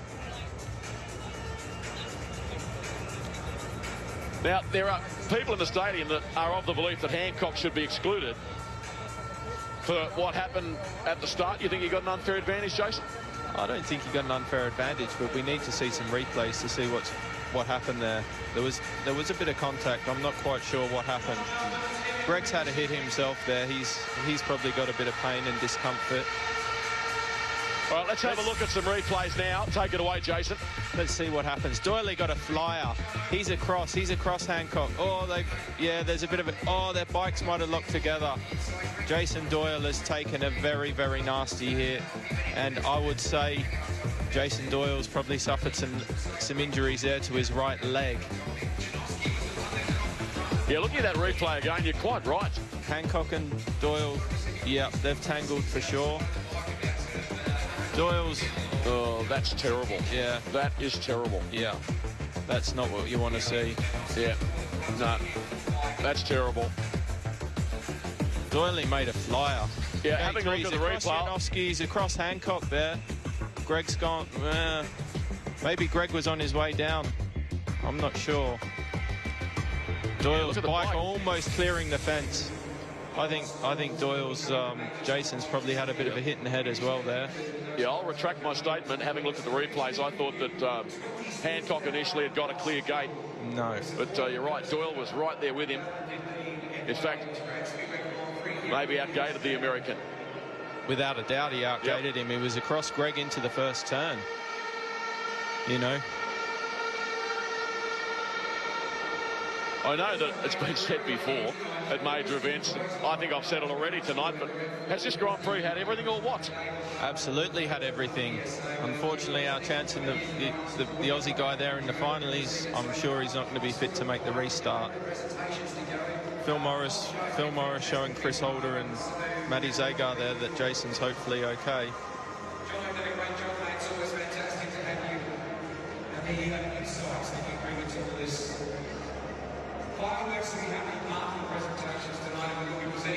We believe that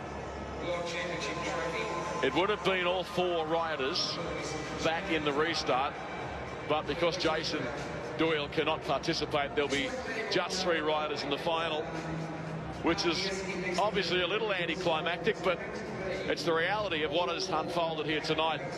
And Chris Holder in the background still shaking his head. It's been one of those nights. The racing, you know, the way it was happening, the way the outcome was coming for Chris there, weren't quite sure what was happening.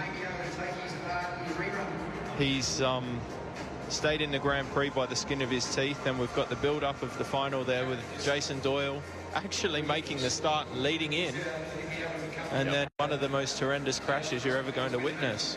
Let's just hope Jason Doyle is okay. He took a big hit there.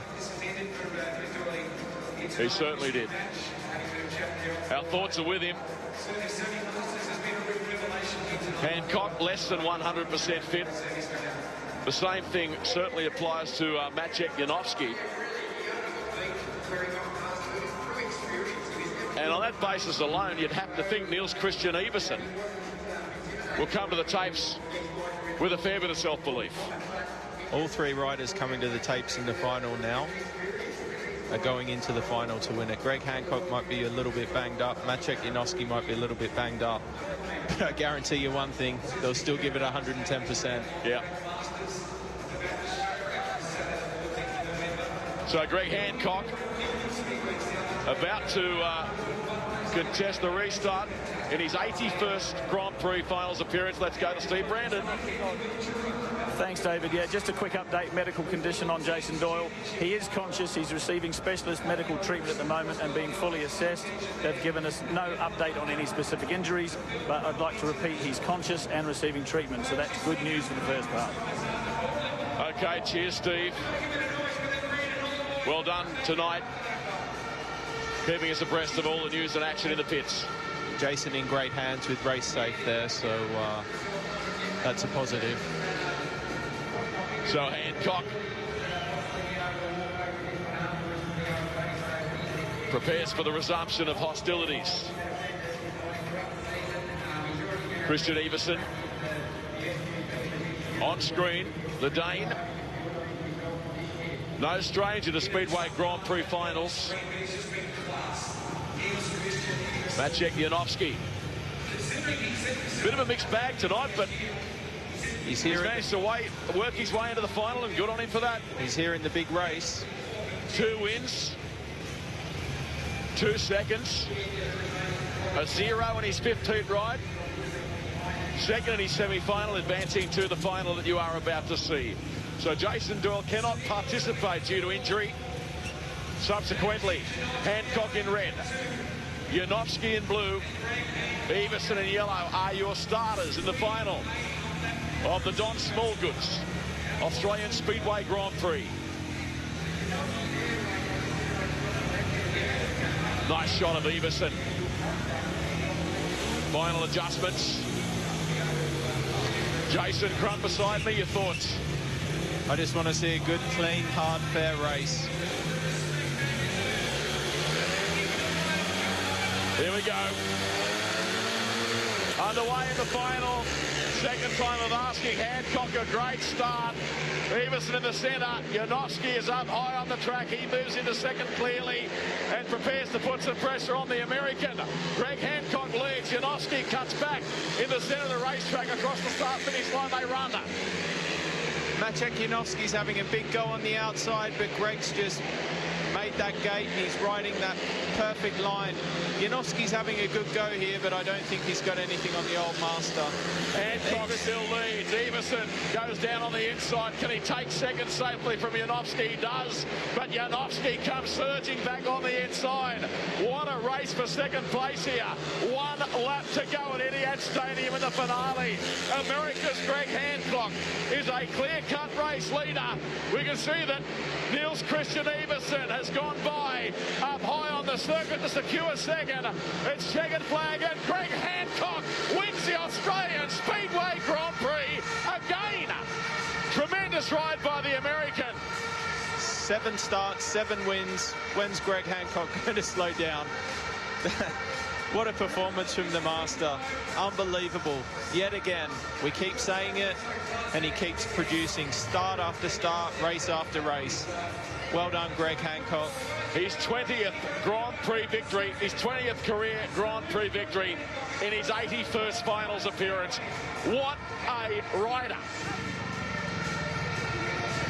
He's been in the great rider bracket for a long time, and he's just not letting up, is he?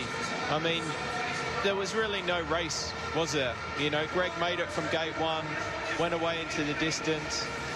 Niels and Maciej battled for second and third and swapped around a bit. Greg Hancock playing to the crowd here, the Australian fans loving him. Popular the world over. Has done such a remarkable job. You really cannot find the words sometimes. The adulation for this man. Finals result, Hancock, Everson and Janowski officially in third position. And there you have it, a perfect night for Greg Hancock. Well, unbelievable. 45 and just 7 out of 7. I think he's the only person to do it this year. I mean, incidentally, he added 20 points in Slovenia, so this last run, I mean, with that slight blip in Torren, where he didn't capitalise on making the semi-final, I mean, the last 4 GPs away for Greg have just been, what's that, 2 wins in 2 seconds. Amazing. Unbelievable. Absolutely. And he's 45, and there's me thinking, oh, at the end of the year, 45, he's 45 years old, 45 race number, he'll be hanging the boots up. No. You just wouldn't now, would you? If there was any doubt in your mind, after tonight, you'd be like, hang on a sec. I've still got it, and I've got it good. I'm genuinely amazed at how he still has so much enthusiasm and drive for the sport. I mean, it's just totally admirable. I mean, you know, we've seen many a world champion before which, you know, give everything they can to the sport, but to do it for that long and to still be at the top is just outstanding, and total credit to him. He's an absolute role model. Of course, we should cast our thoughts towards Jason Doyle. We were very, very concerned when we saw the crash. It's good to hear that he's getting treatment and he's conscious. I'd love to know more, but yeah, definitely it sounds like he's in good hands. And no, such a shame. Jason, you know, fully deserved another final, and you know, the only Australian in there. It would have been so great to see him on that podium.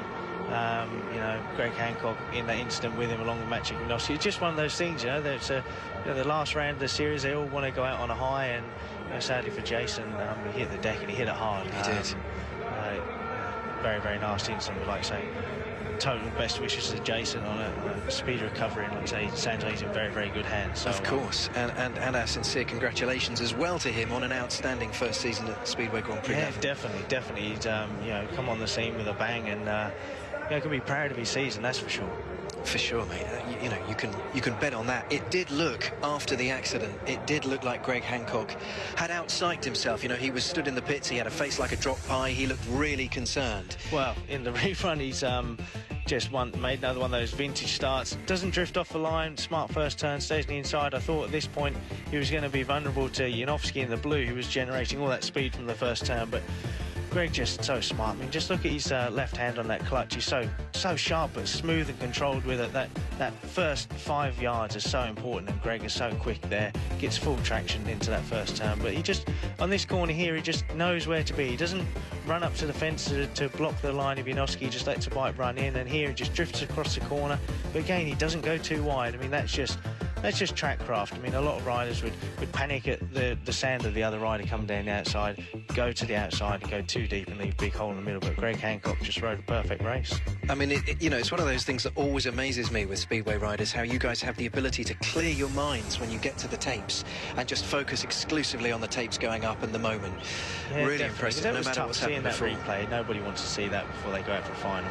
Right, let's hear from him. What a night he's Anyone had. else win an Australian Grand Prix? At the moment, no. I'm loving every minute of this right now, and you guys are so awesome. Thank you for welcoming us. Thank you, everybody. This is killer. I feel so good. I'd rather win the world title, but I'll take second now. And thank you, Dad, for introducing me to this amazing sport. And I know you're a true gentleman. That was a really tough first start in the final.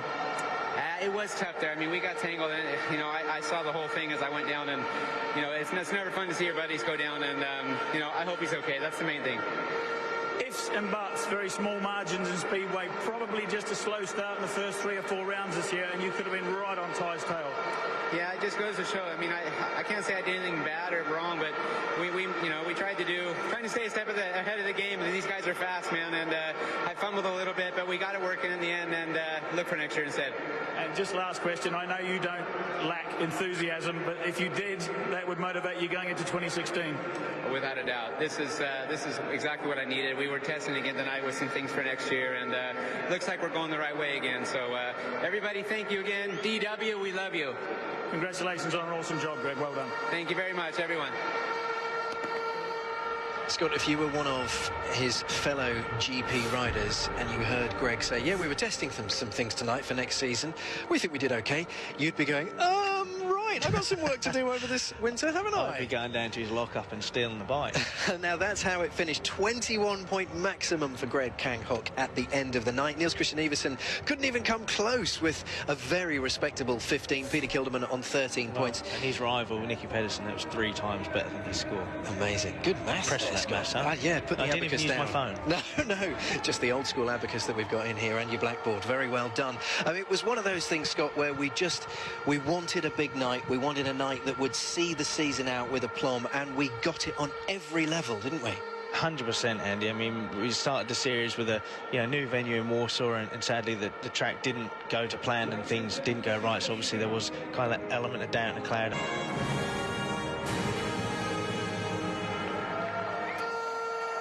Scott, you were providing a new intro to the Star Spangled Banner then. I liked it. That was your Kanye rap. I think they call it cut short. Yeah, apologies to cut you off there, my friend, but, you know, the anthems take preference. No, we have to have the anthem, and no, we'll certainly never take that moment away from Greg Hancock. Anyone on top of Rosham, that's your time to reflect on the good night's work, and what a night it was, 21 points. Just amazing. And they're loving this. Look, little kangaroos with their, what looked like very nice trophies. Actually, you'd like one of those, wouldn't you, Scott? Yeah, it's really cool how they actually bring out some different types of trophies on these series. It's not just your standard, go down to your local sports shop and get one with a plaque on it. It's kind of, they always bring out something a little bit different, which is nice to see. And for these guys, when they finally, Greg Hancock, and if he ever does finally hang his boots up, you've got something nice on the mantelpiece to show your work. A second house with 5 or 6 mantelpieces in each room, isn't he? Unbelievable. He will have collected some silver and gold over the years, but I hope he keeps them. I mean, he must need almost a warehouse for his goods. No doubt. And this is obviously a special place to him.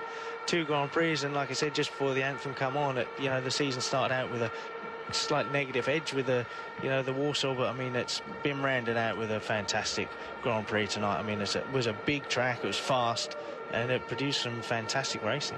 How's it affected it, Scott, that it has been a week or two for the lads? They haven't been on their bikes. The domestic seasons have finished for them all. They had some time out.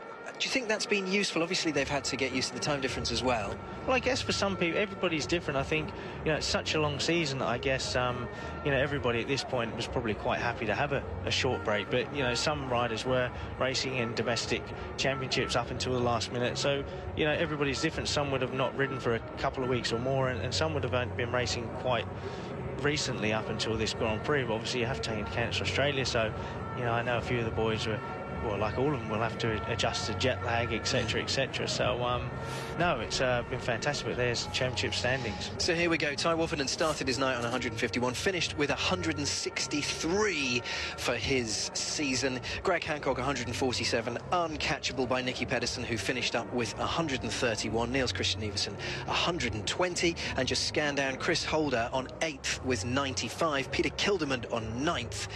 With 92, and don't forget, Kildemand didn't start the season. No, the first three, he replaced the man in 16th, Jarek Hampel, who was out with a nasty leg injury in that World Cup qualifying condition. But no, I mean, fantastic. If you look at the top of that.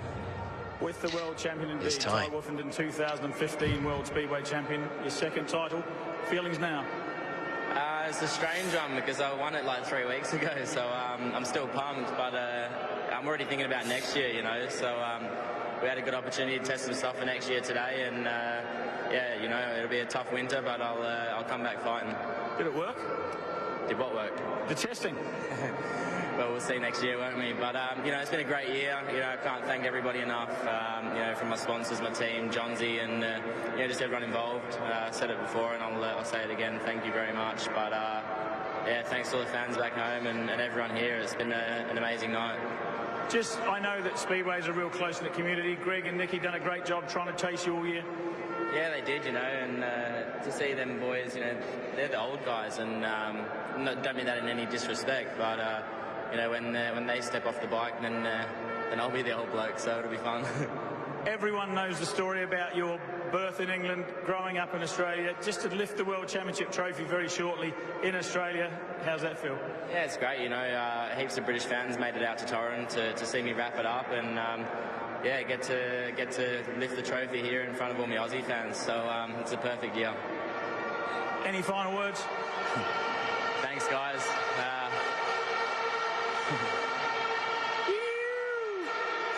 Cheers.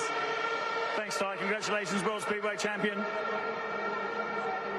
Well, Scott, the good news is that Ty's just shown us how to sign off as we finish our season. Any last words? We won't be saying goodbye or saying thank you. We'll just be going, yeah. I think he's just at that point where it's just like it's all sunk in, and I think he's already switched off. I think that was his impression of C-3PO, wasn't it? Yeah, but you know, Nicky Pedersen, he's clawed his way into third place, and you know, full credit to him. Like, you know, Ty just said, I mean, Nicky's no whippersnapper. I mean, Greg Hancock clearly is a veteran, but Nicky Pedersen's next in line, and to see those two second and third in the world is a full credit to them. Absolutely. I mean, you would have never predicted it ahead of time, would you? You would have never thought, if you were an outsider looking in, that a 45-year-old man could still be this good and this competitive, racing against 19-year-olds, 20-year-olds in their prime, as you would call it. He's still absolutely phenomenal, and I hope he keeps going and keeps going. Definitely so. I mean, yeah, Ty Woffenden with the, you know, dedicated World Championship suit there with the gold on. Just to put it in perspective, last time Greg Hancock, I've said it before, but won this Grand Prix in Australia, Ty wasn't even racing a motorcycle. Well, he was racing motorcycles, but not Speedway. It's staggering. Yeah, now he's just won tonight's event over that guy. Yeah, I mean, it's absolutely amazing. How many World Championship titles has Ty Woffenden got in him, do you think? Who knows? I mean, you know, one step at a time. Like I said, the first championship kind of, you know, he put a lot of work into it, but it kind of come back by surprise. It happened so quick. This one, he kind of had to reflect, and, you know, he worked to this one and knew the process for this. So that will make him very strong and a big threat for next season. There's his mum and his fiancée. They're thrilled as well. They put a lot of time into him emotionally. Definitely. They're very supportive. You know, he's been an awful lot of highs this year for Ty, but obviously, you know, the other year there's a lot of lows, and that's something for the family members that is really, really tough to do. I can imagine that myself, because an anthem again.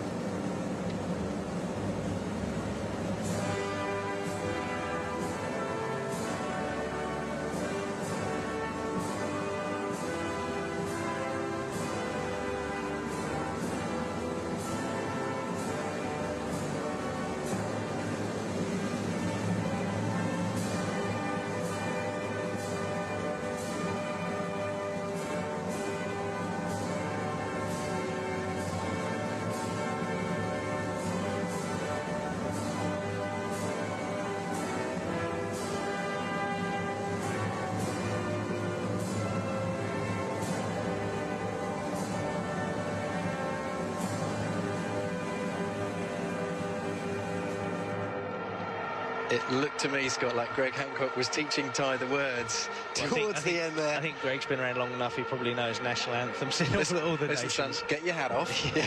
Yep.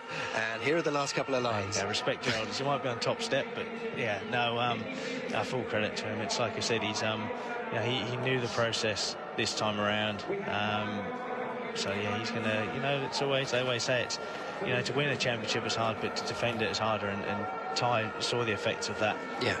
Last season. I still had a fantastic year, but obviously felt the strains of it. And as did Greg this year. Yeah, and that's the thing with Greg this year. I mean, I think that the silencers changing again this year have had a big effect on a lot of riders. I think Greg was one of those at the start of the season was, riding superbly because you don't lose that riding edge, but I think he struggled with the setup. And you look at the end result. I think 16 points. I think between him and Ty at the end. Had he just had a little bit more of a more solid start, could he have won the championship again? Well, that is to be seen next year, isn't it? I mean, it all rolls on now to 2016, and all the usual suspects, all the guys that have shown up so efficiently, so effectively, so consistently in 2015 will be back again next year. Plus, there will be a raft of new riders coming in, which will mix it up even further. I think the Speedway future is very strong. Oh, certainly is. I mean, you say we have, selfie time, but we have the top 8 from this year. You have the 3 from the Grand Prix qualifier system, which obviously features Chris Harris, and then we have these 4 wildcards which are up for grabs. And like you say, it's question marks. I mean, I think you have to say that Kildman, Limbach, and Hampel, have to be firm favourites. And then there's one more now. Who does that go to? Do they need a Swedish rider in there? Do they give Freddie Lindgren another shot? Does Andreas Jonsson? He hasn't had the best of seasons. Do they go with him again? Who knows? Be fascinating to see what happens. I guess watch this space.